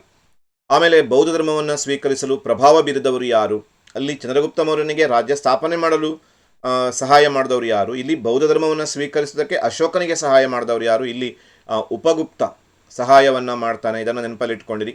ಪ್ರಪಂಚದ ಇತಿಹಾಸದಲ್ಲಿ ವಿಜಯದ ನಂತರವೂ ಯುದ್ಧವನ್ನು ತ್ಯಜಿಸಿದ ಏಕೈಕ ಅರಸ ಅಶೋಕ. ಶಾತವಾಹನ ಸಂತತಿಯ ಸ್ಥಾಪಕ ಸಿಮುಖ. ಶಾತವಾಹನ ರಾಜಧಾನಿ ಪೈಠಾಣ ಅಥವಾ ಪ್ರತಿಷ್ಠಾನ. ಗಾಥಾ ಸಪ್ತಶತಿಯನ್ನು ಬರೆದವನು ಹಾಲ, 17ನೆಯ ದೊರೆ. ಗೌತಮಿ ಬಾಲಶ್ರೀ ಹೊರಡಿಸಿದ ಶಾಸನ, ನಾಸಿಕ್ ಶಾಸನ, ಗೌತಮೀಪುತ್ರ ಶಾತಕರ್ಣಿಯಿಂದ ಸೋತಂತಹ ದೊರೆ ಯಾರು ಅಂತ ಕೇಳಿದ್ರೆ ನಹಪಾಣ ಸೋಲ್ತಾನೆ. ಇವಿಷ್ಟು ಮೌರ್ಯ ಸಾಮ್ರಾಜ್ಯ ಈ ಪಾಠದಲ್ಲಿ ಕೇಳಬಹುದಾದ 1 ಅಂಕದ ಅತಿ ಪ್ರಮುಖ ಪ್ರಶ್ನೆಗಳನ್ನು ನಾವಿಲ್ಲಿ ಅವಲೋಕನ ಮಾಡಿದ್ದೀವಿ. ಇನ್ನು ಕುಶಾನರು ಪಾಠಕ್ಕೆ ಬರೋಣ. ಕುಶಾನರು ಪಾಠದಲ್ಲಿ ಕೇಳಬಹುದಾದ ಅತಿ ಪ್ರಮುಖ ಪ್ರಶ್ನೆಗಳು: ಕುಶಾನರ ಪ್ರಸಿದ್ಧ ದೊರೆ ಯಾರು? ಕಾನಿಷ್ಕ. ಕುಶಾನರ ರಾಜಧಾನಿ ಪೇಶಾವರ. ಕಾನಿಷ್ಕನು ಕಾಶ್ಮೀರದಲ್ಲಿ ನಿರ್ಮಿಸಿದ ಪಟ್ಟಣ, ನೆನಪಿಟ್ಕೊಳ್ಳಿಕ್ಕೆ ಸುಲಭ, ಕಾಶ್ಮೀರದಲ್ಲಿ ಕಾನಿಷ್ಕ ನಿರ್ಮಿಸಿದ್ದು ಕಾನಿಸ್ಪುರ, ಅದನ್ನು ಕಾನಿಷ್ಕಪುರ ಅಂತ ಕೂಡ ಕರೀತಾರೆ. ಚೀನಾದ ಸೇನಾನಿ ಪಾಂಚೌ ನಿಂದ ಸೋತ ಕುಶಾನ ಅರಸ ಮತ್ತೆ ಕಾನಿಷ್ಕ ಉತ್ತರ ಆಗ್ತಾನೆ. ಕಾನಿಷ್ಕ ಬೌದ್ಧ ಧರ್ಮವನ್ನು ಸ್ವೀಕರಿಸಲು ಪ್ರಭಾವ ಬೀರಿದವರು ಯಾರು? ಬಹಳ ಮಹತ್ವದ ಇದು. ಅಶ್ವಘೋಷ. ನೋಡಿ, ಉಪಗುಪ್ತ ಅಶೋಕನ ಮೇಲೆ ಪ್ರಭಾವ ಬೀರ್ತಾನೆ, ಅಶ್ವಘೋಷ ಕಾನಿಷ್ಕನ ಮೇಲೆ ಪ್ರಭಾವ ಬೀರ್ತಾನೆ. ಈ ಥರ ಸಿಮಿಲಾರಿಟಿ ಇರುವ ಪ್ರಶ್ನೆಗಳ ಕಡೆಗೆ ಹೆಚ್ಚು ಗಮನ ಕೊಡಿ, ಹೆಚ್ಚು ಒತ್ತು ಕೊಡಿ, ಕನ್ಫ್ಯೂಸ್ ಮಾಡ್ಕೋಬೇಡಿ. ಅಶೋಕ ಬೌದ್ಧ ಧರ್ಮವನ್ನು ಸ್ವೀಕರಿಸುವುದಕ್ಕೆ ನೆರವಾದವನು ಉಪಗುಪ್ತ ಆದರೆ ಕಾನಿಷ್ಕ ಬೌದ್ಧ ಧರ್ಮವನ್ನು ಸ್ವೀಕರಿಸುವುದಕ್ಕೆ ಅಶ್ವಘೋಷ ನೆರವಾಗ್ತಾನೆ. ಭಾರತೀಯ ಉಪಖಂಡದ ಆಚೆ ಭೂಪ್ರದೇಶಗಳನ್ನು ಹೊಂದಿದ ಮೊದಲ ಭಾರತೀಯ ಅರಸ ಯಾರು ಅಂತ ಕೇಳಿದ್ರೆ ಅದು ಕಾನಿಷ್ಕ. ಇವಿಷ್ಟು ಕುಶಾನರಿಗೆ ಸಂಬಂಧಪಟ್ಟದ್ದು. ಇನ್ನು ಚೋಳರಿಗೆ ಸಂಬಂಧಪಟ್ಟಂತಹ 1 ಅಂಕದ ಪ್ರಶ್ನೆಗಳು: ಸಂಗಮ್ ಎಂದರೇನು? ತಮಿಳು ಸಾಹಿತ್ಯ ಸಂಘ, ಅದು ಸಂಗಮ್. ಸಂಗಮ್ ಕಾಲದ ಚೋಳದ ಮೊದಲ ದೊರೆ ಯಾರು ಅಂತ ಕೇಳಿದರೆ ಇಳಯ್ಯಾನ್ ಚೋಳ. ಕುಡುವಲೈ ಅಂದರೆ ಏನು? ತುಂಬ ಇಂಪಾರ್ಟೆಂಟ್ ಪ್ರಶ್ನೆ. ಕುಡುವಲೈ ಅಂತಂದರೆ ಅದೃಷ್ಟದ ಆಯ್ಕೆಯ ವಿಧಾನ. ಭಾರತದ ಅತ್ಯಂತ ದೊಡ್ಡ ಮತ್ತು ಎತ್ತರದ ಶಿಖರವನ್ನು ಹೊಂದಿರುವ ದೇವಾಲಯ ತಂಜಾವೂರಿನ ರಾಜರಾಜೇಶ್ವರ ಅಥವಾ ಬೃಹದೀಶ್ವರ ದೇವಾಲಯ. ವೆರಿಯ ಪೆರುಮಕ್ಕಳ್ ಅಂದರೆ ಯಾರು? ಸಮಿತಿಯ ಸದಸ್ಯರು. ಏನು 3 ಸಮಿತಿಗಳಿದ್ದು ವರಿಯಂ ಅಂತ ಕರಿತಾ ಇದ್ರು, ಅದರ ಸದಸ್ಯರಿಗೆ ವರಿಯ ಪೆರುಮಕ್ಕಳ್ ಅಂತ ಕರಿತಾ ಇದ್ರು. ಕೆರೆಕಟ್ಟೆಗಳ ಸಮಿತಿ, ಉದ್ಯಾನವನ ಸಮಿತಿ, ವಾರ್ಷಿಕ ಸಮಿತಿ, ಈ ಥರ, ಅದಕ್ಕೆ ವರಿಯಂ ಅನ್ನೋದು. ಅದರ ಸದಸ್ಯರಿಗೆ ವರಿಯ ಪೆರುಮಕ್ಕಳ್, ಸಮಿತಿಯ ಸದಸ್ಯರು. ಇಷ್ಟು ಬರೆದ್ರೆ ನೀವು ಸಾಕಾಗತ್ತೆ. ಚೋಳರ ಮೊದಲ ರಾಜಧಾನಿ ಯಾವುದು ಅಂತ ಕೇಳಿದ್ದಾರೆ. ಉರೈಯೂರು ಚೋಳರ ಮೊದಲ ರಾಜಧಾನಿ, ಆಮೇಲೆ ತಂಜಾವೂರು, ಆಮೇಲೆ ಗಂಗೈಕೊಂಡ ಚೋಳಪುರಂ, ಇವೆಲ್ಲ ರಾಜಧಾನಿಯಾಗಿತ್ತು ಅಂತ ನೋಡ್ತೀವಿ. ಇನ್ನು ದೆಹಲಿ ಸುಲ್ತಾನರು ಪಾಠಕ್ಕೆ ಸಂಬಂಧಪಟ್ಟಂತೆ 1 ಅಂಕದ ಪ್ರಶ್ನೆಯನ್ನು ಕೇಳಿದ್ದಾರೆ. ಭಾರತದ ಮೇಲೆ ದಾಳಿ ಮಾಡಿದ ಮೊದಲ ಮುಸ್ಲಿಮರು ಅರಬರು. ಅಲ್ಬೆರುನಿಯ ಪ್ರಸಿದ್ಧ ಗ್ರಂಥ ತುಂಬ ಸಲ ಕೇಳಿದ್ದಾರೆ. ಅಲ್ಬೆರುನಿಯ ಪ್ರಸಿದ್ಧ ಕೃತಿ ಕಿತಾಬ್ ಉಲ್ ಹಿಂದ್. ಕಿತಾಬ್ ಉಲ್ ಹಿಂದನ್ನು ಅಲ್ಬೆರುನಿ ಬರೀತಾನೆ. 2ನೆಯ ತರೈನ್ ಯುದ್ಧ ಯಾವ ವರ್ಷ ನಡೆಯಿತು? ನೆನಪಿಟ್ಕೊಳ್ಳಿ, 1191ರಲ್ಲಿ ಮೊದಲನೆಯದು, 1192ರಲ್ಲಿ 2ನೆಯ ತರೈನ್ ಯುದ್ಧ. ಗುಲಾಮಿ ಸಂತತಿಯ ಸ್ಥಾಪಕ ಕುತ್ಬುದ್ದೀನ್ ಐಬಕ್. ಖಿಲ್ಜಿ ಸಂತತಿಯ ಸ್ಥಾಪಕ, ಇಲ್ಲಿ ಕಿಲ್ಲಿ ಆಗಿದೆ, ಇದನ್ನು ಸರಿ ಮಾಡ್ಕೊಳ್ಳಿ. ಖಿಲ್ಜಿ ಸಂತತಿಯ ಸ್ಥಾಪಕ ಯಾರು ಅಂತ ಕೇಳಿದ್ರೆ ಜಲಾಲುದ್ದೀನ್ ಖಿಲ್ಜಿ. ಜಲಾಲುದ್ದೀನ್ ಖಿಲ್ಜಿಯಿಂದ ಖಿಲ್ಜಿ ಸಂತತಿ ಸ್ಥಾಪನೆ ಆಗುತ್ತೆ. ಇನ್ನು ಅಲಾವುದ್ದೀನ್ ಖಿಲ್ಜಿಯ ಮೊದಲ ಹೆಸರು, ತುಂಬ ಇಂಪಾರ್ಟೆಂಟ್ ಪ್ರಶ್ನೆ, ಅಲಿ ಗುರ್ಷಪ್. ಇಲ್ಲಿ ನೀವು ಗಮನಿಸ್ಬೋದು, ಅಲಿ ಗುರ್ಷಪ್ ಅವನ ಮೂಲ ಹೆಸರು, ಮೊದಲ ಹೆಸರು. ದಕ್ಷಿಣ ಭಾರತ ದಂಡಯಾತ್ರೆ ಕೈಗೊಂಡ ಅಲಾವುದ್ದೀನ್ ಖಿಲ್ಜಿಯ ದಂಡನಾಯಕ ಯಾರು ಅಂತ ಕೇಳಿದರೆ ಮಲ್ಲಿಕ್ ಕಾಫರ್. 1000 ದಿನಾರಿ ಗುಜರಾತ್ ದಂಡಯಾತ್ರೆಯ ಸಂದರ್ಭದಲ್ಲಿ ಖರೀದಿ ಮಾಡಿದವನು. ಖಿಲ್ಜಿ ಪದದ ಅರ್ಥವೇನು? ಇದು ಕೂಡ ಬಹಳ ಮಹತ್ವದ ಪ್ರಶ್ನೆ ಆಗ್ತಾ ಇದೆ ಇತ್ತೀಚೆಗೆ. ಖಡ್ಗಧಾರಿ ಪುರುಷರು. ಟರ್ಕಿ ಭಾಷೆಯಲ್ಲಿ ಖಿಲ್ಜಿ ಅಂತಂದರೆ ಖಡ್ಗಧಾರಿ ಪುರುಷರು ಎಂಬ ಅರ್ಥವನ್ನು ಕೊಡುತ್ತೆ. ಇನ್ನು ಮುಂದುವರೆದು ದೆಹಲಿ ಸುಲ್ತಾನರು ಪಾಠದಲ್ಲಿ ಯಾಕೆ ಮಲ್ಲಿಕ್ ಕಾಫರ್ನನ್ನು 1000 ದಿನಾರಿ ಅಂತ ಕರೀತಾರೆ? 1000 ದಿನಾರ್ಗಳನ್ನು ಕೊಟ್ಟು ಅಲಾವುದ್ದೀನ್ ಖಿಲ್ಜಿ ಖರೀದಿಸ್ತಾನೆ, ಹಾಗೆ 1000 ದಿನಾರಿ. ಭಾರತದ ಗಿಣಿ, ಬಹಳ ಇಂಪಾರ್ಟೆಂಟ್ ಆದಂತಹ ಪ್ರಶ್ನೆ. ಅಮೀರ್ ಖುಸ್ರುವನ್ನು ಭಾರತದ ಗಿಣಿ ಅಂತ ಹೇಳಿ ಕರೀತಾರೆ. ತುಘಲಕ್ ಸಂತತಿಯ ಸ್ಥಾಪಕ ಯಾರು? ಘಿಯಾಸುದ್ದೀನ್. ಜಲಾಲುದ್ದೀನ್ನಿಂದ ಖಿಲ್ಜಿ ಆದರೆ ಘಿಯಾಸುದ್ದೀನ್ ತೊಗಲಕ್ಕನಿಂದ ತೊಗಲಕ್ ಸಂತತಿ. ತೊಗಲಕ್ ಸಂತತಿಯ ಪ್ರಸಿದ್ಧ ಸುಲ್ತಾನ ಮೊಹಮ್ಮದ್ ಬಿನ್ ತೊಗಲಕ್. ದೆಹಲಿಯಿಂದ ದೇವರಿಗೆ ವರ್ಗಾಯಿಸಿದವನು ಕೂಡ ಮೊಹಮ್ಮದ್ ಬಿನ್ ತೊಗಲಕ್. ಸಾಂಕೇತಿಕ ನಾಣ್ಯಗಳನ್ನು ಚಲಾವಣೆಗೆ ತಂದವನು ಕೂಡ ಮೊಹಮ್ಮದ್ ಬಿನ್ ತೊಗಲಕ್. ದೆಹಲಿ ಸುಲ್ತಾನರ ಕೊನೆಯ ಅರಸ ಯಾರು ಅಂತ ಕೇಳಿದ್ರೆ ಇಬ್ರಾಹಿಂ ಲೋದಿ. ಈತ ಕೊನೆಯ ದೊರೆ. ಇಬ್ರಾಹಿಂ ಲೋದಿಯನ್ನು ಸೋಲಿಸಿ ಬಾಬರ್ ಮೊಘಲ್ ಸಾಮ್ರಾಜ್ಯವನ್ನು ಸ್ಥಾಪನೆ ಮಾಡ್ತಾನೆ. ದೆಹಲಿಯಲ್ಲಿ ಕುತುಬ್ ಮಿನಾರನ್ನು ಆರಂಭವನ್ನು ಮಾಡಿದವರು ಯಾರು ಅಂತ ಕೇಳಿದ್ದಾರೆ. ಅದನ್ನು ಕಟ್ಟಿಸಲಿಕ್ಕೆ ಶುರು ಮಾಡಿದವನು ಕುತ್ಬುದ್ದೀನ್ ಐಬಕ್, ಹಾಗೂ ಇಲ್ತಮಶ್ ಅದನ್ನು ಏನು ಮಾಡ್ತಾನೆ ಅಂತ ಕೇಳಿದ್ರೆ ಪೂರ್ಣಗೊಳಿಸ್ತಾನೆ ಅಂತ ನೋಡ್ತೀವಿ. ಇನ್ನು 5ನೇ ಅಧ್ಯಾಯದ 5ನೆಯ ಉಪಘಟಕ ಬಹಮನಿ ಮತ್ತು ಆದಿಲ್ ಶಾಹಿಗಳು. ಬಹಮನಿ ಮನೆತನದ ಸ್ಥಾಪಕ ಅಲ್ಲಾವುದ್ದೀನ್ ಹಸನ್ ಗಂಗು ಬಹಮನ್ ಶಾ. ಕೊನೆ ಪಕ್ಷ ಬಹಮನಿ ಮನೆತನದ ಸ್ಥಾಪಕ ಬಹಮನ್ ಶಾ ಅಂತ ಬರೆದ್ರೂ ನಿಮಗೆ 1 ಅಂಕ ಸಿಗ್ಬೋದು. ಆದರೆ ಪೂರ್ಣ ಹೆಸರು ಬರೀರಿ, ಅಲ್ಲಾವುದ್ದೀನ್ ಹಸನ್ ಗಂಗು ಬಹಮನ್ ಶಾ. ಆದಿಲ್ ಶಾಹಿ ಮನೆತನದ ಸ್ಥಾಪಕ ಯೂಸಫ್ ಆದಿಲ್ ಖಾನ್ ಅಥವಾ ಯೂಸಫ್ ಆದಿಲ್ ಶಾ, ಎರಡೂ ಕೂಡ ನಿಮಗೆ ಸರಿಯಾಗತ್ತೆ. ಯೂಸಫ್ ಆದಿಲ್ ಖಾನ್ ಕೂಡ ಬರೀಬೋದು, ಯೂಸಫ್ ಆದಿಲ್ ಶಾ ಅಂತ ಕೂಡ ಬರೀಬೋದು. ಇಬ್ರಾಹಿಂ ರೋಜಾ ನಿರ್ಮಿಸಿದವರು ಯಾರು? 2ನೆಯ ಇಬ್ರಾಹಿಂ ಆದಿಲ್ ಶಾ. ಇಬ್ರಾಹಿಂ ರೋಜಾವನ್ನು ನಿರ್ಮಿಸಿದವನು ಇಬ್ರಾಹಿಂ ಆದಿಲ್ ಶಾ ಸೆಕೆಂಡ್. ಬೀದರ್ನಲ್ಲಿರುವ ಮದರಸಾ ನಿರ್ಮಿಸಿದವರು ಯಾರು? ತುಂಬ ಇಂಪಾರ್ಟೆಂಟ್ ಪ್ರಶ್ನೆ. ಮೊಹಮ್ಮದ್ ಗವಾನ್ ಬೀದರ್ನಲ್ಲಿ ಮದರಸಾ ಕಟ್ಟಿಸ್ತಾನೆ. ಕಾಲೇಜು 3 ಅಂತಸ್ತಿನ ಕಟ್ಟಡ. ಅವನ ಶಿಕ್ಷಣ ಪ್ರೇಮವನ್ನು ತೋರಿಸುವಂತಹ ಕಟ್ಟಡ ಅದು ಮೊಹಮ್ಮದ್ ಗವಾನಂದು. ದಕ್ಷಿಣ ಭಾರತದ ಅತ್ಯಂತ ದೊಡ್ಡ ಮಸೀದಿ ಗುಲ್ಬರ್ಗಾದಲ್ಲಿರುವಂತಹ ಜಾಮಿಯಾ ಮಸೀದಿ. ಅದು ದಕ್ಷಿಣ ಭಾರತದಲ್ಲಿ ಅತ್ಯಂತ ದೊಡ್ಡದು ಅಂತ ನೋಡ್ತೀವಿ. ಜಗದ್ಗುರು ಬಾದಶಾಹ ಎಂದು ಯಾರನ್ನು ಕರೆಯಲಾಗಿದೆ? ತುಂಬ ಇಂಪಾರ್ಟೆಂಟ್ ಪ್ರಶ್ನೆ. ಎರಡನೇ ಇಬ್ರಾಹಿಂ ಆದಿಲ್ ಶಾನನ್ನು ಜಗದ್ಗುರು ಬಾದಶಾಹ ಅಂತ ಕರೀತಾರೆ. ಯಾಕೆಂದರೆ ಅವನು ಸಂಗೀತದಲ್ಲಿ, ಆಮೇಲೆ ಧಾರ್ಮಿಕ ಕ್ಷೇತ್ರಗಳಲ್ಲಿ, ಕಲೆ ಮತ್ತು ವಾಸ್ತುಶಿಲ್ಪ ಕ್ಷೇತ್ರಗಳಲ್ಲಿ ಅದ್ಭುತವಾದಂತಹ ಕೊಡುಗೆಯನ್ನು ಕೊಡ್ತಾನೆ. ಕಿತಾಬಿ ನೌರಸ್ ಎಂಬ ಕೃತಿಯನ್ನು ಬರೀತಾನೆ. ನವರಸ್ಪುರ ಎಂಬ ನಗರವನ್ನು ಕಟ್ಟಿಸ್ತಾನೆ. ಭಾರತದ ಏಕೈಕ ರೋಜಾ, ದಕ್ಷಿಣದ ತಾಜ್ ಅನಿಸ್ಕೊಂಡ ಇಬ್ರಾಹಿಂ ರೋಜಾವನ್ನು ಕಟ್ಟಿಸ್ತಾನೆ. ಗಣೇಶ, ಸರಸ್ವತಿ, ನರಸಿಂಹ ಮೊದಲಾದ ಹಿಂದೂ ದೇವರ ಪೂಜೆಗಳಿಗೆ ಕೂಡ ಅವಕಾಶ ಮಾಡಿಕೊಡ್ತಾನೆ. ಹೀಗೆ ಬಹಳ ವೈವಿಧ್ಯಮಯವಾದಂತಹ ಒಂದು ವ್ಯಕ್ತಿತ್ವದಿಂದ ಆತ ಜಗದ್ಗುರು ಬಾದಶಾಹ ಅನ್ನಿಸ್ಕೋತಾನೆ, ಎರಡನೇ ಇಬ್ರಾಹಿಂ ಆದಿಲ್ ಶಾ. ಕಿತಾಬಿ ನೌರಸ್ ಬರೆದವರು ಯಾರು? ಎರಡನೇ ಇಬ್ರಾಹಿಂ ಆದಿಲ್ ಶಾ ಬರೆದಂತಹ ಕೃತಿ. ಮುಂದುವರೆದು ಸಾಮಾಜಿಕ ಧಾರ್ಮಿಕ ಸುಧಾರಣಾ ಚಳುವಳಿ. ಇಲ್ಲಿ ಖಂಡಿತ 3 ಪ್ರಶ್ನೆಗಳು ಒಂದಂಕಕ್ಕೆ ಸಂಬಂಧಪಟ್ಟಂತೆ ಇದೆ. ಹಾಗೆ ಒಂದಂಕದ ಪ್ರಶ್ನೆ ಇಲ್ಲಿಂದ ಬರಬಹುದಾದಂತಹ ಸಾಧ್ಯತೆಗಳು ಜಾಸ್ತಿ ಇದ್ದಾವೆ. ಶಂಕರಾಚಾರ್ಯರ ಜನ್ಮಸ್ಥಳ ಕೇರಳದ ಕಾಲಡಿ. ಶಂಕರಾಚಾರ್ಯರ ಸಿದ್ಧಾಂತ. ಶಂಕರ ಅಂದ ಕೂಡಲೇ ನೆನಪಿಟ್ಕೊಳ್ಳಿ 3 ಅಕ್ಷರ. 3 ಅಕ್ಷರಕ್ಕೆ ನಾವು ಹೋಗಬೇಕು. ಶಂಕರ ಅಂದ ಕೂಡಲೇ ನೀವು ನೆನಪಲ್ಲಿ ಇಟ್ಕೊಂಡಿರಿ ಅದ್ವೈತ. ಅದ್ವೈತ ಅಂದರೂ ಕೂಡ ಏನು ಅಂತ ಕೇಳ್ಬೋದು. ಅದ್ವೈತ ಅಂದರೆ ಒಂದೇ, ಆತ್ಮ ಪರಮಾತ್ಮಗಳೆರಡು ಒಂದು, ಅದು ಅದ್ವೈತ. ರಾಮಾನುಜಾಚಾರ್ಯರ ಸಿದ್ಧಾಂತ ಯಾವುದು? ವಿಶಿಷ್ಟಾದ್ವೈತ. ಆಮೇಲೆ ರಾಮಾನುಜಾಚಾರ್ಯರಿಗೆ ಆಶ್ರಯ ನೀಡಿದ ಹೊಯ್ಸಳ ದೊರೆ ವಿಷ್ಣುವರ್ಧನ ಅಥವಾ ಬಿಟ್ಟಿದೇವ. ಮಧ್ವಾಚಾರ್ಯರ ಜನ್ಮಸ್ಥಳ ಯಾವುದು? ಉಡುಪಿಯ ಸಮೀಪದ ಪಾಜಕ ಎಂಬಲ್ಲಿ ಜನಿಸ್ತಾರೆ ಮಧ್ವಾಚಾರ್ಯರು, ಅದನ್ನು ನೆನಪಲ್ಲಿಟ್ಕೊಂಡಿರಿ. ಶಂಕರಾಚಾರ್ಯರು ಕೇರಳದ ಕಾಲಡಿ, ರಾಮಾನುಜಾಚಾರ್ಯರು ಶ್ರೀ ಪೆರಂಬದೂರು, ಬಸವನ ಬಾಗೇವಾಡಿ, ಮಧ್ವಾಚಾರ್ಯರು ಉಡುಪಿಯ ಪಾಜಕ. ಮಧ್ವಾಚಾರ್ಯರ ಮೂಲ ಹೆಸರು ವಾಸುದೇವ ಅಂತ ಅವರ ಮೂಲ ಹೆಸರಾಗಿತ್ತು. ಮಧ್ವಾಚಾರ್ಯರು, ಆನಂದ ತೀರ್ಥ, ಪೂರ್ಣಪ್ರಜ್ಞ ಇವೆಲ್ಲ ಅವರ ಇತರ ಹೆಸರುಗಳು. ಮಧ್ವಾಚಾರ್ಯರ ಸಿದ್ಧಾಂತ ಯಾವುದು ಅಂತ ಕೇಳ್ಕೊಳ್ಳಿ. ದ್ವೈತ ಸಿದ್ಧಾಂತ, ಆತ್ಮ ಪರಮಾತ್ಮಗಳೆರಡು ಬೇರೆ ಅನ್ನುವ ಸಿದ್ಧಾಂತ. ಬಸವೇಶ್ವರ ಜನ್ಮಸ್ಥಳ ಬಸವನ ಬಾಗೇವಾಡಿ ಅಥವಾ ಬಿಜಾಪುರದ ಬಾಗೇವಾಡಿ. ಬಸವೇಶ್ವರರಿಗೆ ಆಶ್ರಯ ನೀಡಿದ ಕಲ್ಚೂರಿಗಳ ಅರಸು ಯಾರು? ಬಿಜ್ಜಳ. ನೆನಪಲ್ಲಿಟ್ಕೊಂಡಿರಿ. ರಾಮಾನುಜಾಚಾರ್ಯರಿಗೆ ಆಶ್ರಯ ನೀಡಿದವನು ವಿಷ್ಣುವರ್ಧನ, ಬಸವೇಶ್ವರರಿಗೆ ಆಶ್ರಯ ನೀಡಿದವರು ಬಿಜ್ಜಳ. ಅನುಭವ ಮಂಟಪದಲ್ಲಿ ನಡೆಯುತ್ತಿದ್ದ ಧರ್ಮಗೋಷ್ಠಿಯ ಅಧ್ಯಕ್ಷತೆ ವಹಿಸ್ತಾ ಇದ್ದವರು ಅಲ್ಲಮ್ಮ ಪ್ರಭು. ರಮಾನಂದ ಎಲ್ಲಿ ಜನಿಸಿದರು? ಪ್ರಯಾಗದಲ್ಲಿ ಜನಿಸ್ತಾರೆ. ಸಿಖ್ ಧರ್ಮದ ಸ್ಥಾಪಕ, ತುಂಬ ಇಂಪಾರ್ಟೆಂಟ್ ಪ್ರಶ್ನೆ, ಗುರು ನಾನಕ್. ಸಿಖ್ಖರ ಪವಿತ್ರ ಗ್ರಂಥ ಗುರು ಗ್ರಂಥ ಸಾಹೇಬ್. ಇವಿಷ್ಟನ್ನು ನಾವು ಈ 6ನೇ ಪಾಠದಲ್ಲಿ ಕೆಲವೊಂದು ಪ್ರಶ್ನೆಗಳು, ಇನ್ನೂ ಇದೆ ಪ್ರಶ್ನೆಗಳು. ರಾಜಸ್ಥಾನದಲ್ಲಿ ಕೃಷ್ಣನ ಭಕ್ತಿಯನ್ನು ಜನಪ್ರಿಯಗೊಳಿಸಿದವರು ಯಾರು? ಮೀರಾಬಾಯಿ ಕೃಷ್ಣ ಭಕ್ತಿಯನ್ನು ಜನಪ್ರಿಯಗೊಳಿಸ್ತಾಳೆ ರಾಜಸ್ಥಾನದಲ್ಲಿ, ಇದು ಗಮನದಲ್ಲಿರಲಿ. ಸೂಫಿ ಎಂಬ ಶಬ್ದ ಯಾವ ಪದದಿಂದ ಬಂದಿದೆ ಅಂತ ಕೇಳಿದ್ದಾರೆ. ಸಾಫ್ ಎಂಬಂತಹ ಒಂದು ಪದದಿಂದ ಬಂದಿದೆ ಅಂತ ನೋಡ್ತೀವಿ. ಚಿಸ್ತಿ ಪಂಥದ ಸ್ಥಾಪಕ ಯಾರು? ಖ್ವಾಜಾ ಅಬ್ದುಲ್ಲಾ. ಇದು ಸ್ವಲ್ಪ ನಿಮಗೆ ಕಷ್ಟ ಆಗ್ಬೋದು, ಆದರೆ ಒಂದೆರಡು ಸಲ ಕೇಳಿ ಓದಿ ನೆನಪಿಟ್ಕೋಬೇಕು. ಖ್ವಾಜಾ ಅಬ್ದುಲ್ಲಾ ಚಿಸ್ತಿ ಸ್ಥಾಪನೆಯನ್ನು ಮಾಡ್ತಾರೆ. ಸುಹರ್ವರ್ದಿ ಪಂಥವನ್ನು ಸ್ಥಾಪನೆ ಮಾಡಿದವರು ಶೇಖ್ ಶಹಾಬುದ್ದೀನ್ ಅವರಿಂದ ಸುಹರ್ವರ್ದಿ, ಖ್ವಾಜಾ ಅಬ್ದುಲ್ಲಾರಿಂದ ಚಿಸ್ತಿ. ಸಿಖ್ಖರ ಪವಿತ್ರ ಗ್ರಂಥ ಗುರು ಗ್ರಂಥ ಸಾಹೇಬ್, ಅದು ಗುರುಮುಖಿ ಎಂಬಂತಹ ಲಿಪಿಯಲ್ಲಿ ಇದೆ. ರಾಜಸ್ಥಾನದಲ್ಲಿ ಇದು ಮತ್ತೆ ರಿಪೀಟ್ ಆಗ್ತಾ ಇದೆ. ಕೃಷ್ಣನ ಭಕ್ತೆ ಯಾರು? ಮೀರಾಬಾಯಿ. ಸೂಫಿ ಎಂಬುದು ಸಾಫ್. ಚಿಸ್ತಿ ಖ್ವಾಜಾ ಅಬ್ದುಲ್ಲಾ ಚಿಸ್ತಿ. ಸುಹರ್ವರ್ದಿ ಶೇಖ್ ಶಹಾಬುದ್ದೀನ್. ಮುಂದುವರೆದು ಇದೇ ಪಾಠದಲ್ಲಿರುವಂತಹ 1 ಅಂಕದ ಕ್ವಶನ್ ಬ್ಯಾಂಕಲ್ಲಿರುವಂತಹ ಪ್ರಮುಖ ಪ್ರಶ್ನೆಗಳು. ಅದ್ವೈತ ಪದದ ಅರ್ಥವೇನು? ಅದ್ವೈತ ಅಂದರೆ ಒಂದೇ, ಎರಡಲ್ಲದ್ದು. ನೆನಪಲ್ಲಿ ಇಟ್ಕೊಂಡಿರಿ. ಬೇಕಾದರೆ ಆತ್ಮ ಪರಮಾತ್ಮ ಎರಡೂ ಒಂದೇ. ಷಣ್ಮತ ಸ್ಥಾಪನಾಚಾರ್ಯ ಎಂದು ಯಾರನ್ನ ಕರೆಯುವರು? ಬಹಳ ಮಹತ್ವದ ಪ್ರಶ್ನೆ.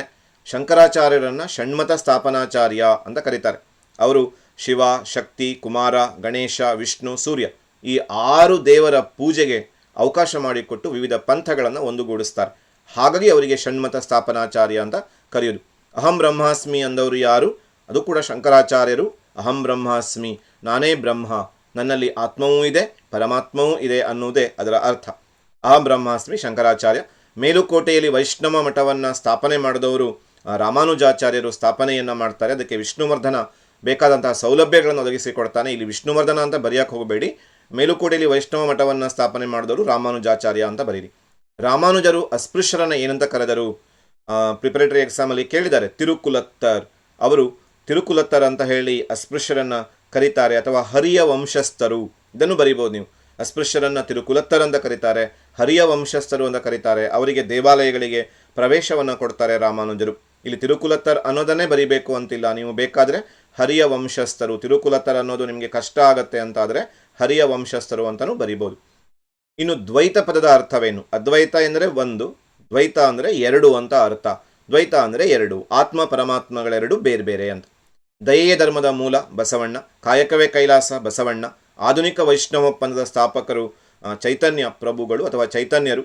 ಇವರು ರಾಗ್ ಎಂಬಂತಹ ಒಂದು ಹೊಸ ವಿಧಾನ, ನೃತ್ಯ ಮತ್ತು ಸಂಗೀತಗಳ ಮೂಲಕ ದೇವರನ್ನು ಒಲಿಸುವಂತಹ ಒಂದು ಹೊಸ ವಿಧಾನವನ್ನು ಹುಟ್ಟು ಹಾಕ್ತಾರೆ. ಹರೇ ಕೃಷ್ಣ ಹರೇ ಕೃಷ್ಣ ಕೃಷ್ಣ ಕೃಷ್ಣ ಹರೇ ಹರೇ, ಈ ಥರ ಒಂದು ಗೀತೆಗಳ ಮೂಲಕ, ನೃತ್ಯದ ಮೂಲಕ ದೇವರನ್ನು ಒಲಿಸಿಕೊಳ್ಳುವ ವಿಧಾನ ಬಂಗಾಳದಲ್ಲಿ. ಅದನ್ನು ಸ್ಥಾಪನೆ ಮಾಡಿದವರು ಚೈತನ್ಯರು. ಹೊಸ ಪ್ರಶ್ನೆ, ಗುರು ಗ್ರಂಥ ಸಾಹಿಬ್ ಲಿಪಿ ಗುರುಮುಖಿ ಲಿಪಿ. ಸೂಫಿ ಪದದ ಅರ್ಥವೇನು? ಸೂಫಿ ಎಂಬ ಪದ ಸಾಫ್ ಎಂಬ ಪದದಿಂದ ಬಂದಿದೆ. ಅದರ ಅರ್ಥ ಏನು ಅಂತಂದರೆ ಉಣ್ಣೆ, ಉಣ್ಣೆಯ ಬಟ್ಟೆ ಅಥವಾ ಉಣ್ಣೆಯ ನಿಲುವಂಗಿ ಎಂಬ ಅರ್ಥ ಉಣ್ಣೆ ಅಂತ ಬರೀರಿ. ಆಮೇಲೆ ಕಬೀರರು ರಚಿಸಿದ ಭಕ್ತಿಗೀತೆಗಳ ಪ್ರಕಾರಗಳಿಗೆ ಅಂತ ಕರೀತಾರೆ. 2 ಸಾಲುಗಳ ಪದ್ಯ, ಅವುಗಳಿಗೆ ದೋಹೆಗಳು ಅಂತ ಹೇಳಿ ಕರೀತಾರೆ. ದೋಸೆ ನೆನಪಿಟ್ಕೊಂಡ್ಬಿಟ್ರೆ ಆಯಿತು, ಕಬೀರರು ದೋಹೆಗಳು ಮತ್ತು ದೋಸೆ ಅಂತ ಬರೀಬೇಡಿ. ಬಸವೇಶ್ವರರು ಐಕ್ಯವಾದ ಸ್ಥಳ ಯಾವುದು? ಕೂಡಲ ಸಂಗಮ. ಇನ್ನು ಆಧುನಿಕ ಯುಗದಲ್ಲಿ 7.1ಕ್ಕೆ ಸಂಬಂಧಪಟ್ಟಂತೆ ವಾಸ್ಕೋಡಗಾಮ ಭಾರತಕ್ಕೆ ಯಾವಾಗ ಜಲಮಾರ್ಗ ಕಂಡುಹಿಡಿದ? 1498ರಲ್ಲಿ. ಏನಾದ್ರು ಒಂದು ಇಸ್ವಿ ಪ್ರಶ್ನೆ ಕೇಳಬೇಕು ಅಂದಾಗ ಬಹಳ ಮಹತ್ವದಾಗುತ್ತೆ. ಭಾರತದಲ್ಲಿ ಪೋರ್ಚುಗೀಸರ ರಾಜಧಾನಿ, ಬಹಳ ಮಹತ್ವದ ಪ್ರಶ್ನೆ, Goa. Dutch East India company ಯಾವಾಗ ಸ್ಥಾಪನೆಯಾಯಿತು? 1602ರಲ್ಲಿ. ಭಾರತದಲ್ಲಿ ಡಚ್ಚರ ರಾಜಧಾನಿ ಯಾವುದು? ಪುಲಿಕಾಟ್. ಯಾವುದಾದ್ರೂ ಒಂದು ರಾಜಧಾನಿಯನ್ನು ಕೇಳುವ ಚಾನ್ಸಸ್ ಇರ್ತದೆ. Portuguese Goa, Pulicat Dutch, Pondicherry French, British Calcutta. ಭಾರತದಲ್ಲಿ ಫ್ರೆಂಚ್ ಈಸ್ಟ್ ಇಂಡಿಯಾ ಕಂಪನಿ ಯಾವಾಗ ಸ್ಥಾಪನೆಯಾಯಿತು? 1664ರಲ್ಲಿ ಫ್ರೆಂಚ್ ಈಸ್ಟ್ ಇಂಡಿಯಾ ಕಂಪನಿ ಸ್ಥಾಪನೆಯಾಯಿತು ಅಂತ ನೋಡ್ತೀವಿ. ಆಮೇಲೆ ಭಾರತದಲ್ಲಿ ಬ್ರಿಟಿಷ್ ಈಸ್ಟ್ ಇಂಡಿಯಾ ಕಂಪನಿ 1600ರಲ್ಲಿ ಸ್ಥಾಪನೆಯಾಯಿತು. ಸೊ ಅಲ್ಲಿಗೆ 1600 British East India company, 1602 Dutch East India company, 1664 French East India company. ಮೊದಲ ಕರ್ನಾಟಿಕ್ ಯುದ್ಧವನ್ನು ಅಂತ್ಯಗೊಳಿಸಿದ ಒಪ್ಪಂದ, ತುಂಬ ಇಂಪಾರ್ಟೆಂಟ್ ಪ್ರಶ್ನೆ. ಏಕ್ಸಲಾ ಚಾಪೆಲ್ ಒಪ್ಪಂದದ ಮೂಲಕ ಮೊದಲ ಕರ್ನಾಟಿಕ್ ಯುದ್ಧ ಮುಕ್ತಾಯ ಆಗುತ್ತೆ. ವಾಂಡಿವಾಶ್ ಕಾಳಗ, ಇದು ಹೊಸ ಪ್ರಶ್ನೆ. 1760ರಲ್ಲಿ ವಾಂಡಿವಾಶ್ ಕದನ ನಡೆಯಿತು. 1757ರಲ್ಲಿ ಪ್ಲಾಸಿ, 1760ರಲ್ಲಿ ವಾಂಡಿವಾಶ್, 1764ರಲ್ಲಿ ಬಕ್ಸಾರ್ ಕದನಗಳು. ಮೂರನೇ ಕರ್ನಾಟಿಕ್ ಯುದ್ಧವನ್ನು ಅಂತ್ಯಗೊಳಿಸಿದ ಒಪ್ಪಂದವನ್ನು ಕೇಳಿದರೆ ಪ್ಯಾರಿಸ್ ಒಪ್ಪಂದದ ಪ್ರಕಾರ. ಈ 9ನೆಯ ಪ್ರಶ್ನೆಯ ಉತ್ತರ ನೀವು ಇಲ್ಲಿ ಗಮನಿಸಬಹುದು. ಪ್ಯಾರಿಸ್ ಒಪ್ಪಂದದ ಮೂಲಕ ಮೂರನೇ ಕರ್ನಾಟಿಕ್ ಯುದ್ಧ. ಎರಡನೇ ಕರ್ನಾಟಿಕ್ ಯುದ್ಧ ಪಾಂಡಿಚೇರಿ. ಮೊದಲನೇದು ಎಕ್ಸಲಾ ಚಾಪೆಲ್, ಎರಡನೇದು ಪಾಂಡಿಚೇರಿ, ಮೂರನೇದು ಪ್ಯಾರಿಸ್. ಪ್ಲಾಸಿ ಕದನದ ವೇಳೆ ಬಂಗಾಳದ ನವಾಬನಾಗಿದ್ದವನು ಸಿರಾಜುದ್ದೌಲ್. ಬಕ್ಸಾರ್ ಕದನ ನಡೆದ ವರ್ಷ 1764. ಮೊದಲನೇ ಆಂಗ್ಲೋ ಮೈಸೂರು ಯಾವ ಒಪ್ಪಂದದ ಮೂಲಕ ಕೊನೆಗೊಂಡಿತು? ಮದ್ರಾಸ್ ಒಪ್ಪಂದ. ಮೂರನೇ ಆಂಗ್ಲೋ ಮೈಸೂರು ಶ್ರೀರಂಗಪಟ್ಟಣ. ನೆನಪಲ್ಲಿ ಇಟ್ಕೊಂಡಿರಿ ಈ 3 ಒಪ್ಪಂದಗಳು. ಮೊದಲನೇದು ಮದ್ರಾಸು, ಎರಡನೇದು ಮಂಗಳೂರು, ಮೂರನೇದು ಶ್ರೀರಂಗಪಟ್ಟಣ. ಮೈಸೂರಿನ ಹುಲಿ ಟಿಪ್ಪು ಸುಲ್ತಾನ್. ಸಹಾಯಕ ಸೈನ್ಯ ಪದ್ಧತಿ, ತುಂಬ ಇಂಪಾರ್ಟೆಂಟ್ ಪ್ರಶ್ನೆ. ಲಾರ್ಡ್ ವೆಲ್ಲೆಸ್ಲಿಯನ್ನು ಸಹಾಯಕ ಸೈನ್ಯ ಪದ್ಧತಿ ಅಂತ ಕರೀತಾರೆ. ದತ್ತುಪುತ್ರರಿಗೆ ಹಕ್ಕಿಲ್ಲ ಎಂಬ ನೀತಿ, ಇದು ಕೂಡ ತುಂಬ ಇಂಪಾರ್ಟೆಂಟು. ಡಾಲ್ಹೌಸಿ. ದತ್ತುಪುತ್ರರಿಗೆ ಹಕ್ಕಿಲ್ಲ, ಡಾಲ್ಹೌಸಿ. ಸಹಾಯಕ ಸೈನ್ಯ ಪದ್ಧತಿ ಲಾರ್ಡ್ ವೆಲ್ಲೆಸ್ಲಿ. ಮೈಸೂರಿನ ಹುಲಿ ಟಿಪ್ಪು ಸುಲ್ತಾನ್, ಯಾಕೆಂದರೆ ಅವನು ಅತ್ಯಂತ ಧೈರ್ಯಶಾಲಿಯಾಗಿದ್ದ, ಬ್ರಿಟಿಷರನ್ನು ಅತ್ಯಂತ ಧೈರ್ಯದಿಂದ ಎದುರಿಸ್ತಾನೆ, ಹಾಗೆ ಅವನಿಗೆ ಮೈಸೂರಿನ ಹುಲಿ ಅಂತ ಕರೀತಾರೆ. ಇನ್ನು 7.3ನೇ ಪಾಠದಲ್ಲಿರುವ ಪ್ರಶ್ನೆಗಳು. ಸೋರಿಕೆಯ ಸಿದ್ಧಾಂತವನ್ನು ಪ್ರತಿಪಾದಿಸಿದವರು ಯಾರು? ತುಂಬ ಇಂಪಾರ್ಟೆಂಟ್ ಪ್ರಶ್ನೆ. ದಾದಾಬಾಯಿ ನವರೋಜಿಯವರು ಈ ಸೋರಿಕೆಯ ಸಿದ್ಧಾಂತವನ್ನು ಮಂಡಿಸ್ತಾರೆ ಅಂತ ನಾವು ನೋಡಬೇಕಾಗತ್ತೆ. ತಮ್ಮ poverty and un British rule in India ಕೃತಿಯಲ್ಲಿ ದಾದಾಬಾಯಿ ನವರೋಜಿಯವರು ಭಾರತ ವೃದ್ಧ ಪಿತಾಮಹ. ಮೆಕಾಲೆ ವರದಿ ಜಾರಿಗೆ ಬಂದ ವರ್ಷ ನೆನಪಲ್ಲಿ ಇಟ್ಕೊಂಡಿರಿ. ಮೆಕಾಲೆ ವರದಿ 1835ರಲ್ಲಿ ಜಾರಿಗೆ ಬಂತು. ಇದನ್ನು ಜಾರಿಗೆ ತಂದವನು ಲಾರ್ಡ್ ವಿಲಿಯಂ ಬೆಂಟಿಂಗ್. ಪೌರಾತ್ಯ ಕಲಿಕೆ ಪಾಶ್ಚಿಮಾತ್ಯ ಕಲಿಕೆಗಿಂತ ತೀರಾ ಕಳಪೆಯಾಗಿದೆ ಅಂತ ಹೇಳಿದವರು ಯಾರು? ನೆನಪಲ್ಲಿ ಇಟ್ಕೊಂಡಿರಿ, ಲಾರ್ಡ್ ಮೆಕಾಲೆ ಆ ರೀತಿಯ ಅಭಿಪ್ರಾಯವನ್ನು ಹೊಂದಿದ್ದ. ಗುಡ್ ವರದಿ ರಚನೆಯಾಗಿದ್ದು ಯಾವ ವರ್ಷ? ಇದು ಕೂಡ ತುಂಬ ಇಂಪಾರ್ಟೆಂಟ್ ಪ್ರಶ್ನೆ. 1854ರಲ್ಲಿ ವುಡ್ಸ್ ವರದಿ ರಚನೆಯಾಯಿತು. ಅದನ್ನು ಇಂಗ್ಲೀಷ್ ಶಿಕ್ಷಣದ ಮ್ಯಾಗ್ನಾ ಕಾರ್ಟಾ, ಮಹಾಸನ್ನದು ಅಂತ ಕರೀತಾರೆ. ಹೀಗೂ ಕೇಳ್ಬೋದು, ಇಂಗ್ಲೀಷ್ ಶಿಕ್ಷಣದ ಮಹಾಸನ್ನದು ಯಾವುದು ಅಂತ ಹೇಳಿ. ಆವಾಗ ನಾವು ವುಡ್ಡನ ವರದಿ ಅಥವಾ ವುಡ್ಸ್ ಡಿಸ್ಪ್ಯಾಚ್ ಅಂತ ಬರೀಬೇಕು. ಕೆಲವೊಮ್ಮೆ ವುಡ್ಸ್ ಡಿಸ್ಪ್ಯಾಚ್ ಅಂತ ಕೊಟ್ಬಿಡ್ತಾರೆ. ಏನಪ್ಪ ಇದು ಡಿಸ್ಪ್ಯಾಚ್ ಅಂತ ಕಂಗಾಲಾಗಬೇಡಿ. ವುಡ್ಸ್ ವರದಿ 1854ರಲ್ಲಿ ಬಂದಂಥದ್ದು. ಆಮೇಲೆ ರಾಜಾರಾಮ್ ಮೋಹನ್ ರಾಯರು ಯಾವ ವರ್ಷ ಜನಿಸಿದರು ಅಂತ ಕೇಳಿದ್ದಾರೆ. 1772ರಲ್ಲಿ ರಾಜಾರಾಮ್ ಮೋಹನ್ ರಾಯರು ಜನಿಸ್ತಾರೆ.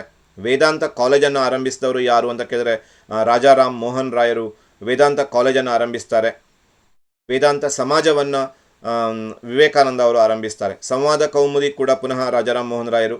ಆರ್ಯ ಸಮಾಜವನ್ನು ಎಲ್ಲಿ ಸ್ಥಾಪನೆ ಮಾಡಲಾಯಿತು ಅಂತ ಕೇಳಿದರೆ ಮುಂಬೈಯಲ್ಲಿ ಅಥವಾ ಬಾಂಬೆಯಲ್ಲಿ ಆರ್ಯ ಸಮಾಜ ಸ್ಥಾಪನೆಯಾಯಿತು. ಕಲ್ಕತ್ತಾದಲ್ಲಿ ಬ್ರಹ್ಮ ಸಮಾಜ ಸ್ಥಾಪನೆಯಾಯಿತು. ಸ್ವಾಮಿ ದಯಾನಂದ ಸರಸ್ವತಿಯವರ ಮೂಲ ಹೆಸರೇನು ಅಂತ ಕೇಳಿದ್ದಾರೆ. ಮೂಲ ಶಂಕರ ಅನ್ನೋದು ಆರ್ಯ ಸಮಾಜದ ಸ್ಥಾಪನೆಯನ್ನು ಮಾಡಿದಂತಹ ಸ್ವಾಮಿ ದಯಾನಂದ ಸರಸ್ವತಿಯವರ ಮೂಲ ಹೆಸರು. ದಯಾನಂದ ಸರಸ್ವತಿಯವರ ಜನ್ಮಸ್ಥಳ ಅವರು ಗುಜರಾತಿನ ತಂಕಾರ ಎನ್ನುವಲ್ಲಿ ಜನಿಸಿದರು ಅಂತ ನೋಡ್ತೀವಿ. ಸ್ವಾಮಿ ವಿವೇಕಾನಂದರ ಜನ್ಮಸ್ಥಳ ಅವರು ಕಲ್ಕತ್ತಾದಲ್ಲಿ ಜನಿಸ್ತಾರೆ ವಿವೇಕಾನಂದರು. ಸ್ವಾಮಿ ವಿವೇಕಾನಂದರು ಯಾವ ವರ್ಷ ಜನಿಸಿದರು ಅಂತ ಕೇಳಿದರೆ 1863ರಲ್ಲಿ ಸ್ವಾಮಿ ವಿವೇಕಾನಂದ ಜನಿಸ್ತಾರೆ. ಸ್ವಾಮಿ ವಿವೇಕಾನಂದ ಅವರು ದೇಶದ ಯುವಕರಿಗೆ ನೀಡಿದ ಪ್ರಸಿದ್ಧ ಸಂದೇಶ ಏಳಿ ಎದ್ದೇಳಿ ಗುರಿ ಮುಟ್ಟುವವರೆಗೂ ನಿಲ್ಲದಿರಿ ಎಂಬ ಸಂದೇಶವನ್ನು ಕೊಡ್ತಾರೆ. ಇದು ಅವರು ಕೊಟ್ಟದಂತಹ ಅತ್ಯಂತ ಪ್ರಮುಖವಾದ ಸಂದೇಶ, ಏಳಿ ಎದ್ದೇಳಿ ಗುರಿ ಮುಟ್ಟುವವರೆಗೆ ನಿಲ್ಲದಿರಿ ಅಂತ. ಇನ್ನು ಉದ್ಬೋಧನ, ಇಲ್ಲಿ ಒಂದು ಸ್ವಲ್ಪ ಕರೆಕ್ಷನ್ ಮಾಡ್ಕೊಳ್ಳಿ, ಇಲ್ಲಿ ಏನೋ ಒಂದು ಸಣ್ಣ ತಪ್ಪಿದೆ, ಉದ್ಯೋಧನ ಅಂತ ಆಗಿದೆ ಅದು, ಬಟ್ ಅಲ್ಲಿ ಏನಾಗಬೇಕು ಅಂತ ಕೇಳಿದರೆ ಉದ್ಬೋಧನ ಅಂತ ಆಗಬೇಕು. ಇಲ್ಲಿ ಇವತ್ತು ಉದ್ಬೋಧನ ಎಂಬ ಪತ್ರಿಕೆಯನ್ನು ಆರಂಭಿಸಿದವರು ಯಾರು? ಸ್ವಾಮಿ ವಿವೇಕಾನಂದರು ಉದ್ಬೋಧನ ಎಂಬ ಪತ್ರಿಕೆಯನ್ನು ಬಂಗಾಳಿ ಭಾಷೆಯಲ್ಲಿ ಆರಂಭಿಸ್ತಾರೆ, ನೆನಪಲ್ಲಿಟ್ಕೊಂಡಿರಿ. ಆರಂಭಿಸಿದವರು ಯಾರು ಅಂತ ಕೇಳಿದರೆ ವಿವೇಕಾನಂದರು. ಇನ್ನು ಬನಾರಸ್ ಸೆಂಟ್ರಲ್ ಹಿಂದೂ ಶಾಲೆಯನ್ನು ಆರಂಭಿಸಿದವರು ಯಾರು ಅಂತ ಕೇಳಿದರೆ ಡಾಕ್ಟರ್ ಅನಿ ಬೆಸೆಂಟ್. ತುಂಬ ಹೊಸ ಪ್ರಶ್ನೆ ಇದು. ಡಾಕ್ಟರ್ ಅನಿ ಬೆಸೆಂಟ್ ಅವರು ಈ ಬನಾರಸ್ ಹಿಂದೂ ವಿಶ್ವವಿದ್ಯಾಲಯವನ್ನು ಆರಂಭಿಸ್ತಾರೆ, ಹಿಂದೂ ಕಾಲೇಜ್ ಆರಂಭಿಸ್ತಾರೆ. ಮುಂದೆ ಅದು ಬನಾರಸ್ ಹಿಂದೂ ವಿಶ್ವವಿದ್ಯಾಲಯವಾಗಿ ಇವತ್ತಿಗೂ ಕೂಡ ತನ್ನ ಕರ್ತವ್ಯವನ್ನು ನಿರ್ವಹಿಸ್ತಾ ಇದೆ, ಕಾರ್ಯವನ್ನು ನಿರ್ವಹಿಸ್ತಾ ಇದೆ ಅಂತ ನೋಡ್ತೀವಿ. ಬನಾರಸ್ ಹಿಂದೂ ಶಾಲೆ, ಡಾಕ್ಟರ್ ಅನಿ ಬೆಸೆಂಟ್. ಇವುಗಳ ಉತ್ತರಗಳು ನಾವಿಲ್ಲಿ ನೋಡ್ತಾ ಇದ್ದೀವಿ. ಈಗ ಅದರ ಉತ್ತರಗಳಿದ್ದಾವೆ, ಅದನ್ನು ಕೂಡ ನೀವು ಟ್ಯಾಲಿ ಮಾಡಿ ನೋಡ್ಕೋಬೋದು. ಬ್ರಹ್ಮ ಸಮಾಜದ ಸ್ಥಾಪಕ ಯಾರು? ರಾಜಾರಾಮ್ ಮೋಹನ್ ರಾಯ್. ರಾಜಾರಾಮ್ ಮೋಹನ್ ರಾಯರು ಎಲ್ಲಿ ಜನಿಸಿದರು? ರಾಧಾನಗರದಲ್ಲಿ ಜನಿಸ್ತಾರೆ. ಆವಾಗಲೇ ನಾವು ನೋಡಿದ್ದು ಹೆಚ್ಚುವರಿ ಪ್ರಶ್ನೆಗಳು, ಇದೆಲ್ಲ ಮಾಮೂಲಿ ಪ್ರಶ್ನೆಗಳು. ರಾಧಾನಗರದಲ್ಲಿ ಜನಿಸಿದರು. ಭಾರತೀಯ ಪುನರುಜ್ಜೀವನದ ಪಿತಾಮಹ ಅಂತ ರಾಜಾರಾಮ್ ಮೋಹನ್ ರಾಯರನ್ನು ಕರೀತಾರೆ. ಆರ್ಯ ಸಮಾಜದ ಸ್ಥಾಪಕ ಸ್ವಾಮಿ ದಯಾನಂದ ಸರಸ್ವತಿ. ಆರ್ಯ ಸಮಾಜ ಸ್ಥಾಪನೆಯಾಗಿದ್ದು 1875ರಲ್ಲಿ. ಹಾಗೆಯೇ ಥಿಯೋಸಫಿಕಲ್ ಸೊಸೈಟಿ ಕೂಡ 1875ರಲ್ಲಿ. 1824ರಲ್ಲಿ 1828ರಲ್ಲಿ ಬ್ರಹ್ಮ ಸಮಾಜ. ಆಮೇಲೆ 1897ರಲ್ಲಿ ರಾಮಕೃಷ್ಣ ಮಿಷನ್ ಸ್ಥಾಪನೆ ಆಯಿತು ಅಂತ ನೋಡ್ತೀವಿ. ಇದು ಭಾಳ ಪ್ರಶ್ನೆ, ಇತ್ತೀಚೆಗೆ ಕೇಳಿದಂತಹ ಪ್ರಿಪರೇಟರಿಲಿ ಕೇಳಿದ ಪ್ರಶ್ನೆ, ಶುದ್ಧಿ ಚಳುವಳಿ ಅಂದರೆ ಏನು ಅಂತ ಹೇಳಿ. ಬೇರೆ ಬೇರೆ ಕಾರಣಗಳಿಂದ ಮತಾಂತರಗೊಂಡಂತಹ ಹಿಂದೂಗಳನ್ನು ಪುನಃ ಹಿಂದೂಗಳನ್ನಾಗಿ ಪರಿವರ್ತಿಸೋದು. ಬೇರೆ ಬೇರೆ ಕಾರಣಗಳಿಂದ ಹಿಂದೂಗಳು ಬೇರೆ ಬೇರೆ ಧರ್ಮಗಳಿಗೆ ಮತಾಂತರಗೊಂಡಿದ್ರು, ಅವರನ್ನು ಮರಳಿ ಹಿಂದೂಗಳನ್ನಾಗಿ ಹಿಂದೂಗಳಾಗಿ ಮಾಡುವಂತಹ ಒಂದು ಪ್ರಕ್ರಿಯೆ ಅಥವಾ ಒಂದು ಚಳುವಳಿ. ಅದಕ್ಕೆ ಏನಂತ ಕರೀತಾರೆ ಅಂತ ಕೇಳಿದ್ರೆ ಶುದ್ಧಿ ಚಳುವಳಿ ಅಂತ ಕರೀತಾರೆ. ಇದನ್ನು ದಯಾನಂದ ಸರಸ್ವತಿಯವರು ಆರಂಭಿಸ್ತಾರೆ. ಪ್ರಿಪರೇಟರಿಲಿ ಕೇಳಿದ ಪ್ರಶ್ನೆ, ಹಾಗಾಗಿ ಗಮನ ಇರಲಿ.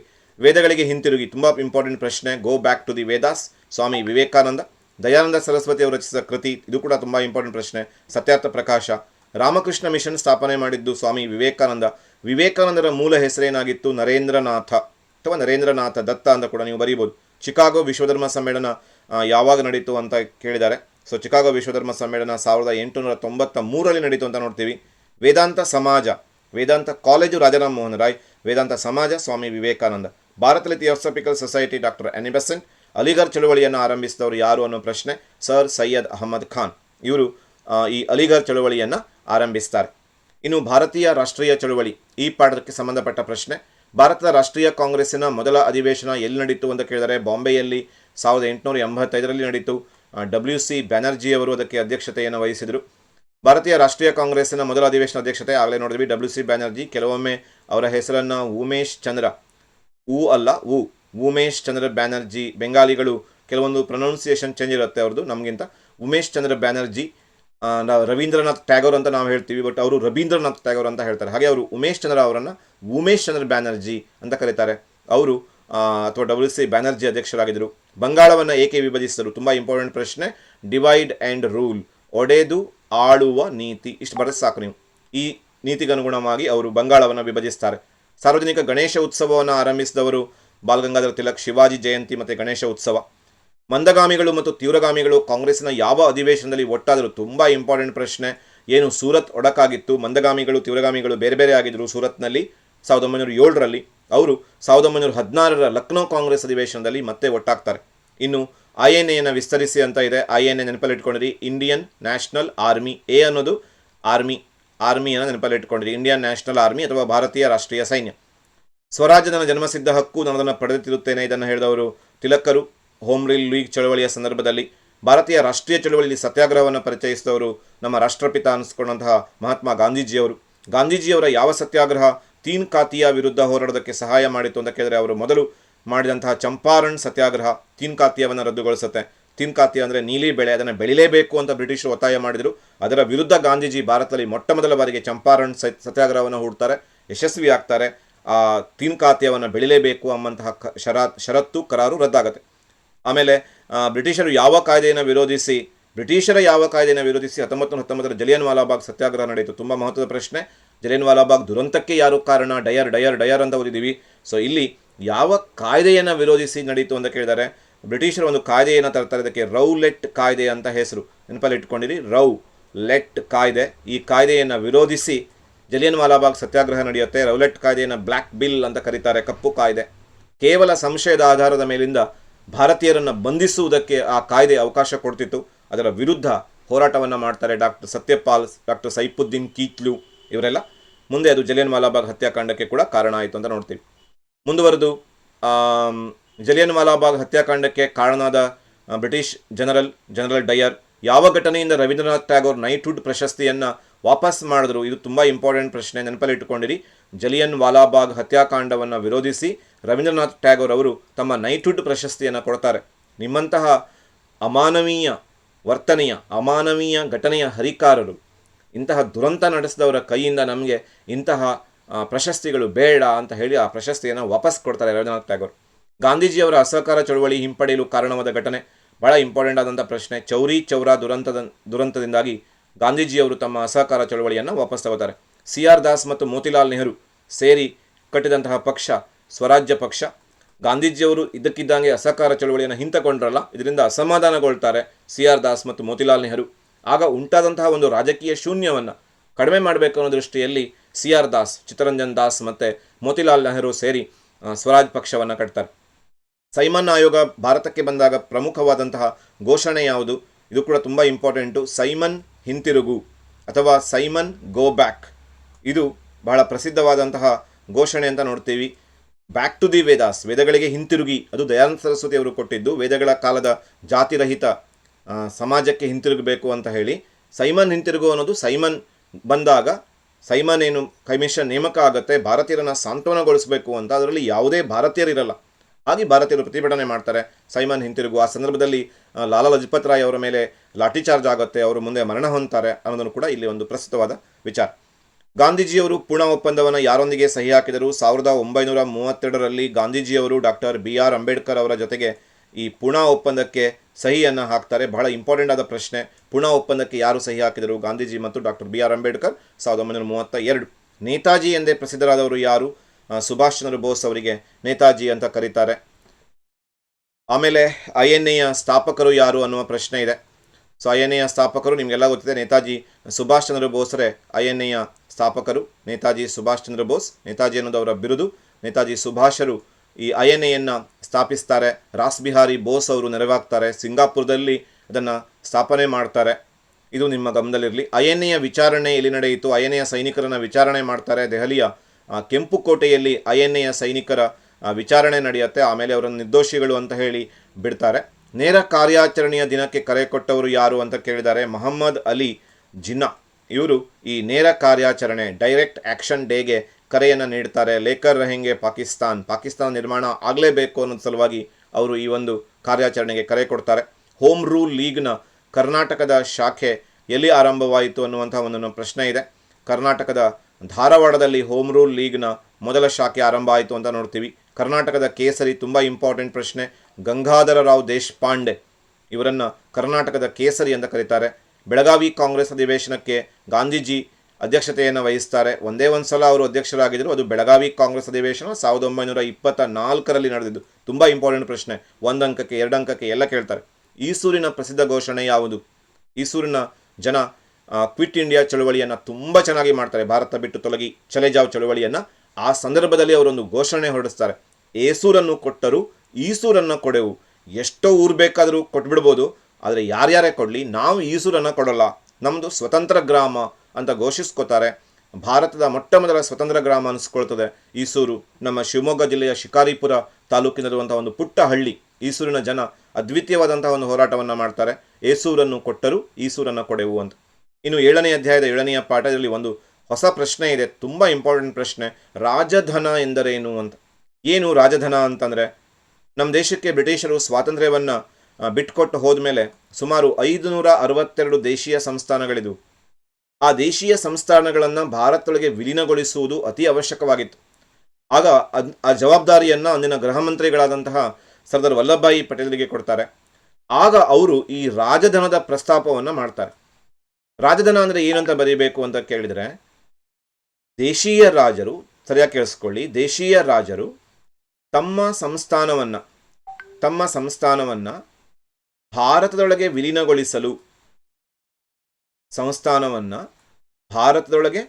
ವಿಲೀನಗೊಳಿಸಲು ಒಪ್ಪಿಕೊಂಡದ್ದಕ್ಕೆ ಪ್ರತಿಯಾಗಿ ನೀಡಿದಂತಹ ಒಂದು ಗೌರವಧನ, ಅದನ್ನು ರಾಜಧನ ಅಂತ ಕರೀತಾರೆ. ಯಾವ ದೇಶೀಯ ಸಂಸ್ಥಾನದ ಅರಸು ತನ್ನ ಸಂಸ್ಥಾನವನ್ನು ಭಾರತದೊಳಗೆ ವಿಲೀನಗೊಳಿಸಲು ಒಪ್ಕೋತಾನೋ ಅವನಿಗೆ ನೀಡಿದಂತಹ ಒಂದು ಗೌರವಧನ. ಕೊನೆಯ ಪಕ್ಷ ನೀವು ದೇಶೀಯ ರಾಜರಿಗೆ ನೀಡಿದ ಗೌರವಧನ ಅಂತ ನಾವು ಬರೀಬೇಕು. ಬಟ್ ಇದನ್ನು ಅತ್ಯಂತ ಸರಳವಾಗಿ ನೆನಪಲ್ಲಿಟ್ಟುಕೊಂಡಿರಿ. ಭಾರತದೊಳಗೆ ತಮ್ಮ ಸಂಸ್ಥಾನವನ್ನು ವಿಲೀನಗೊಳಿಸಲು ಒಪ್ಪಿದ ರಾಜರಿಗೆ ನೀಡಿದ ಗೌರವಧನ, ಇದು ರಾಜಧನ. ಕರ್ನಾಟಕ ಗತವೈಭವ ಎಂಬ ಕೃತಿಯನ್ನು ಬರೆದವರು ಯಾರು ಅನ್ನುವಂಥ ಪ್ರಶ್ನೆ ಇದೆ. ಆಲೂರು ವೆಂಕಟರಾಯರು ಕರ್ನಾಟಕ ಗತವೈಭವವನ್ನು ಬರೀತಾರೆ. ಏರಿಸಿ ಹಾರಿಸಿ ಕನ್ನಡ ಬಾವುಟ BM ಶ್ರೀಕಂಠಯ್ಯ ಅವರು ಬರೆದಂತಹ ಅದ್ಭುತವಾದಂತಹ ಕವನ ಕನ್ನಡಿಗರನ್ನು ಒಟ್ಟುಗೂಡಿಸುತ್ತೆ. ತಾಯೇ ಬಾರೆ ಮೊಗವತೋರೆ ಕನ್ನಡಿಗರ ಮಾತೆಯೇ ಪಂಜೆ ಮಂಗೇಶ ಪೈ ಅವರು ಬರೆದಂತಹ ಒಂದು ಅದ್ಭುತವಾದ ಕವನ ಅಂತ ನೋಡ್ತೀವಿ. ಜೈ ಭಾರತ ಜನನಿಯ ತನುಜಾತೆ ಬರೆದವರು ನಮಗೆಲ್ಲ ಗೊತ್ತೇ ಇದೆ, ನಮ್ಮ ರಾಷ್ಟ್ರಕವಿಗಳಾದಂತಹ ಕುವೆಂಪು ಅವರು ಬರೆದಂತಹ ಕೃತಿ. ರಕ್ಷಿಸು ಕರ್ನಾಟಕ ದೇವಿ, ಇದನ್ನು ಬರೆದವರು ಶಾಂತ ಕವಿಗಳು ಅಂತ ನೋಡ್ತೀವಿ. ಫಜಲ್ ಅಲಿ ಸಮಿತಿಗಿರುವಂಥ ಇನ್ನೊಂದು ಹೆಸರೇನು ಅಂತ ಕೇಳಿದ್ರೆ ರಾಜ್ಯ ಪುನರ್ವಿಂಗಡಣಾ ಸಮಿತಿ ಅನ್ನುವ ಹೆಸರು. ತುಂಬ ಇಂಪಾರ್ಟೆಂಟ್ ಪ್ರಶ್ನೆ, ನೆನಪಲ್ಲಿಟ್ಕೊಂಡಿರಿ. ರಾಜ್ಯ ಪುನರ್ವಿಂಗಡಣಾ ಸಮಿತಿ ಅಥವಾ ಭಾಷಾವಾರು ಪುನರ್ವಿಂಗಡಣಾ ಸಮಿತಿ, ಯಾವ್ದಾದ್ರು ಒಂದು ಹೆಸರನ್ನು ಬರೀಬೇಕು. ಇದು ಬಹಳ ಸರಿಯಾದಂತಹ ಒಂದು ಉತ್ತರ ಆಗುತ್ತೆ. ರಾಜ್ಯ ಪುನರ್ವಿಂಗಡಣಾ ಸಮಿತಿ, ಫಜಲ್ ಅಲಿಯ ಸಮಿತಿಗಿರುವ ಹೆಸರು. ನೋಡಿ, ಇದು 2 ಪ್ರಶ್ನೆ. 80ಕ್ಕೆ 80 ಬರೋರು ತುಂಬ ಗಮನ ಇಟ್ಟು ನೋಡ್ಕೋಬೇಕು. ರಾಜಧನ ಎಂದರೇನು ಹಾಗೂ ಫಜಲ್ ಅಲಿ ಸಮಿತಿಗಿರುವಂಥ ಇನ್ನೊಂದು ಹೆಸರೇನು ಅಂತ. ರಾಜ್ಯ ಪುನರ್ವಿಂಗಡಣಾ ಸಮಿತಿ. ಕರ್ನಾಟಕ ಏಕೀಕರಣ ಸಮಿತಿಯ ಪ್ರಥಮ ಅಧ್ಯಕ್ಷರು ತುಂಬ ಜನರಿಗೆ ಗೊತ್ತೇ ಇರಲ್ಲ. ಸರ್ ಸಿದ್ದಪ್ಪ ಕಂಬಳಿ ಏನಿದ್ದಾರೆ, ಸರ್ ಸಿದ್ದಪ್ಪ ಕಂಬಳಿ ಅವರು ಈ ಕರ್ನಾಟಕ ಏಕೀಕರಣ ಸಮಿತಿಯ ಪ್ರಥಮ ಅಧ್ಯಕ್ಷರಾಗಿದ್ದರು. ಕರ್ನಾಟಕ ಏಕೀಕರಣ ಸಭಾ ಅಥವಾ ಕರ್ನಾಟಕ ಏಕೀಕರಣ ಸಮಿತಿ ಅದರ ಅಧ್ಯಕ್ಷರಾಗಿ ಕನ್ನಡಿಗರನ್ನು ಒಟ್ಟುಗೂಡಿಸುವಲ್ಲಿ ತುಂಬ ದೊಡ್ಡ ಪ್ರಯತ್ನವನ್ನು ಪಡ್ತಾರೆ ಸರ್ ಸಿದ್ದಪ್ಪ ಕಂಬಳಿ. ಮೈಸೂರಿಗೆ ಕರ್ನಾಟಕ ಎಂದು ನಾಮಕರಣವಾದಾಗ ಮೈಸೂರು ರಾಜ್ಯಕ್ಕೆ ಕರ್ನಾಟಕ ಎಂದು ಯಾವಾಗ ಮರುನಾಮಕರಣ ಮಾಡಲಾಯಿತು ಕೇಳಿದರೆ 1973. ಆಗ ಯಾರು ಮುಖ್ಯಮಂತ್ರಿಗಳಾಗಿದ್ದರು ಅಂತ ಕೇಳಿದರೆ ಡಿ ದೇವರಾಜ್ ಅರಸು ಅವರು ಮುಖ್ಯಮಂತ್ರಿಯಾಗಿದ್ದರು. ಇವೆಲ್ಲ ಹೊಸ ಪ್ರಶ್ನೆಗಳು. ದೇಶೀಯ ರಾಜ್ಯಗಳನ್ನು ಭಾರತದ ಒಕ್ಕೂಟಕ್ಕೆ ಸೇರುವಂತೆ ಮನವೊಲಿಸಿದವರು ಯಾರು? ಸರ್ದಾರ್ ವಲ್ಲಭಭಾಯಿ ಪಟೇಲ್. ಆಗಲೇ ನೋಡಿದ್ವಿ, ಅವರಿಗೆ ಒಂದು ವಿಶೇಷವಾದಂತಹ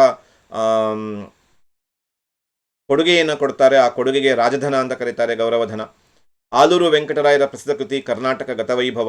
ರಾಜ್ಯ ಪುನರ್ವಿಂಗಡಣಾ ಸಮಿತಿ, ನೋಡಿ ಫಜಲ್ ಅಲಿ ಸಮಿತಿಗಿರುವ ಇನ್ನೊಂದು ಹೆಸರು ಇಲ್ಲಿದೆ, ರಾಜ್ಯ ಪುನರ್ವಿಂಗಡಣಾ ಸಮಿತಿ. ಚೇರ್ಮನ್ ಆಗಿದ್ದವರು ಯಾರು ಹೇಳಿ? ಫಜಲ್ ಅಲಿ. ಇದು ತುಂಬ ಇಂಪಾರ್ಟೆಂಟ್ ಪ್ರಶ್ನೆ. ಏಕೀಕರಣದ ನಂತರ ಮೈಸೂರಿನ ಪ್ರಥಮ ಮುಖ್ಯಮಂತ್ರಿಯಾದವರು ಯಾರು ಅಂತ ಹೇಳಿ ಆಗ ನಾವು ಎಸ್ ನಿಜಲಿಂಗಪ್ಪ ಅವರನ್ನು ಬರೀಬೇಕು. ಇಲ್ಲಿ 3 ನೆನಪಿಟ್ಕೊಳ್ಳಿ. 3 ತುಂಬ ಇಂಪಾರ್ಟೆಂಟ್ ಆಗಿರೋ ವಿಷಯ ಹೇಳ್ತೀನಿ. ಕರ್ನಾಟಕ ರಾಜ್ಯದ ಅಥವಾ ಮೈಸೂರು ರಾಜ್ಯದ ಮೊದಲ ಮುಖ್ಯಮಂತ್ರಿ ಯಾರು? ಆವಾಗ ನಾವು KC ರೆಡ್ಡಿ ಹೆಸರು ಬರೀಬೇಕು, ನೆನಪಲ್ಲಿ ಇಟ್ಕೊಂಡಿರಿ. ಏಕೀಕೃತ ಮೈಸೂರು ರಾಜ್ಯದ ಮೊದಲ ಮುಖ್ಯಮಂತ್ರಿ ಯಾರು? ಆವಾಗ ನಾವು ಎಸ್ ನಿಜಲಿಂಗಪ್ಪ ಅವರ ಹೆಸರನ್ನು ನೆನಪಲ್ಲಿ ಇಟ್ಕೊಂಡಿರಬೇಕು. ಮೈಸೂರಿಗೆ ಕರ್ನಾಟಕ ಅಂತ ನಾಮಕರಣವಾದಾಗ ಯಾರು ಮುಖ್ಯಮಂತ್ರಿ ಆಗಿದ್ರು? ಅದು ಡಿ ದೇವರಾಜ್ ಅರಸು. ಇವಿಷ್ಟು ನಾವು ಸಾಮಾನ್ಯವಾಗಿ ಏನು ನೋಡಿದ್ದೀವಿ ಇದುವರೆಗೆ. ಈ ಎಲ್ಲ ಪ್ರಶ್ನೆಗಳು ಸಹಜವಾಗಿ 3 ಮಾದರಿ ಪ್ರಶ್ನೆ ಪತ್ರಿಕೆ ಹಾಗೂ 2 ಪೂರ್ವಸಿದ್ಧತಾ ಪರೀಕ್ಷೆ ಇವುಗಳನ್ನು ಆಧರಿಸಿ ರಚನೆ ಮಾಡಲಾಗಿದೆ. ಬಹುತೇಕ ಈ ಪ್ರಶ್ನೆಗಳಿಂದಲೇ ಪ್ರಶ್ನೆಗಳು 1 ಅಂಕಕ್ಕೆ ಬರುತ್ತೆ ಅನ್ನುವ ಒಂದು ಪೂರ್ಣ ವಿಶ್ವಾಸ ಇದೆ. ಈಗಾಗಲೇ ಆಗಿರುವಂತಹ 2 ಪರೀಕ್ಷೆಗಳನ್ನು ನಾವು ತಗೊಳ್ಳೋದಾದರೆ, ಕನ್ನಡ ಮತ್ತು ಇಂಗ್ಲೀಷ್ ಪರೀಕ್ಷೆಯನ್ನು ತೆಗೆದುಕೊಳ್ಳುವುದಾದರೆ ಬಹುತೇಕ 3 ಮಾದರಿ ಪ್ರಶ್ನೆ ಪತ್ರಿಕೆ ಮತ್ತು 2 ಪೂರ್ವಸಿದ್ಧತಾ ಪರೀಕ್ಷೆಗಳಿಂದನೇ ಹೆಚ್ಚು ಸುಮಾರು 90% ಪ್ರಶ್ನೆಗಳು ಬಂದಿರೋದ್ರಿಂದ ನಾವು ಈ ಪ್ರಶ್ನೆ ಪತ್ರಿಕೆಯನ್ನು ಆಧಾರವಾಗಿಟ್ಕೊಂಡು ಅಧ್ಯಯನ ಮಾಡಿದರೆ ಹೆಚ್ಚು ಯಶಸ್ಸು ನಮಗೆ ಸಿಗತ್ತೆ. ಈ ನಿಟ್ಟಿನಲ್ಲಿ ಇವೆಲ್ಲವನ್ನು ನೀವು ಚೆನ್ನಾಗಿ ಓದ್ಕೊಳ್ಳಿ. 1 ಅಂಕದಲ್ಲಿ 5ಕ್ಕೆ 5 ನಿಮಗೆ ಬರಲಿ. ಆ ಮೂಲಕ 80ರ ಗುರಿ ಸಾಧ್ಯ ಆಗಲಿ ಅಂತ ಆಶಿಸ್ತಾ ನಿಮಗೆ ಗುಡ್ ವಿಶಸ್ಗಳನ್ನು ತಿಳಿಸ್ತಾ ಈ ವಿಡಿಯೋವನ್ನು ಇಲ್ಲಿಗೆ ಮುಗಿಸ್ತಾ ಇದ್ದೀನಿ. ಥ್ಯಾಂಕ್ ಯು, ಟೇಕ್ ಕೇರ್, ಧನ್ಯವಾದಗಳು.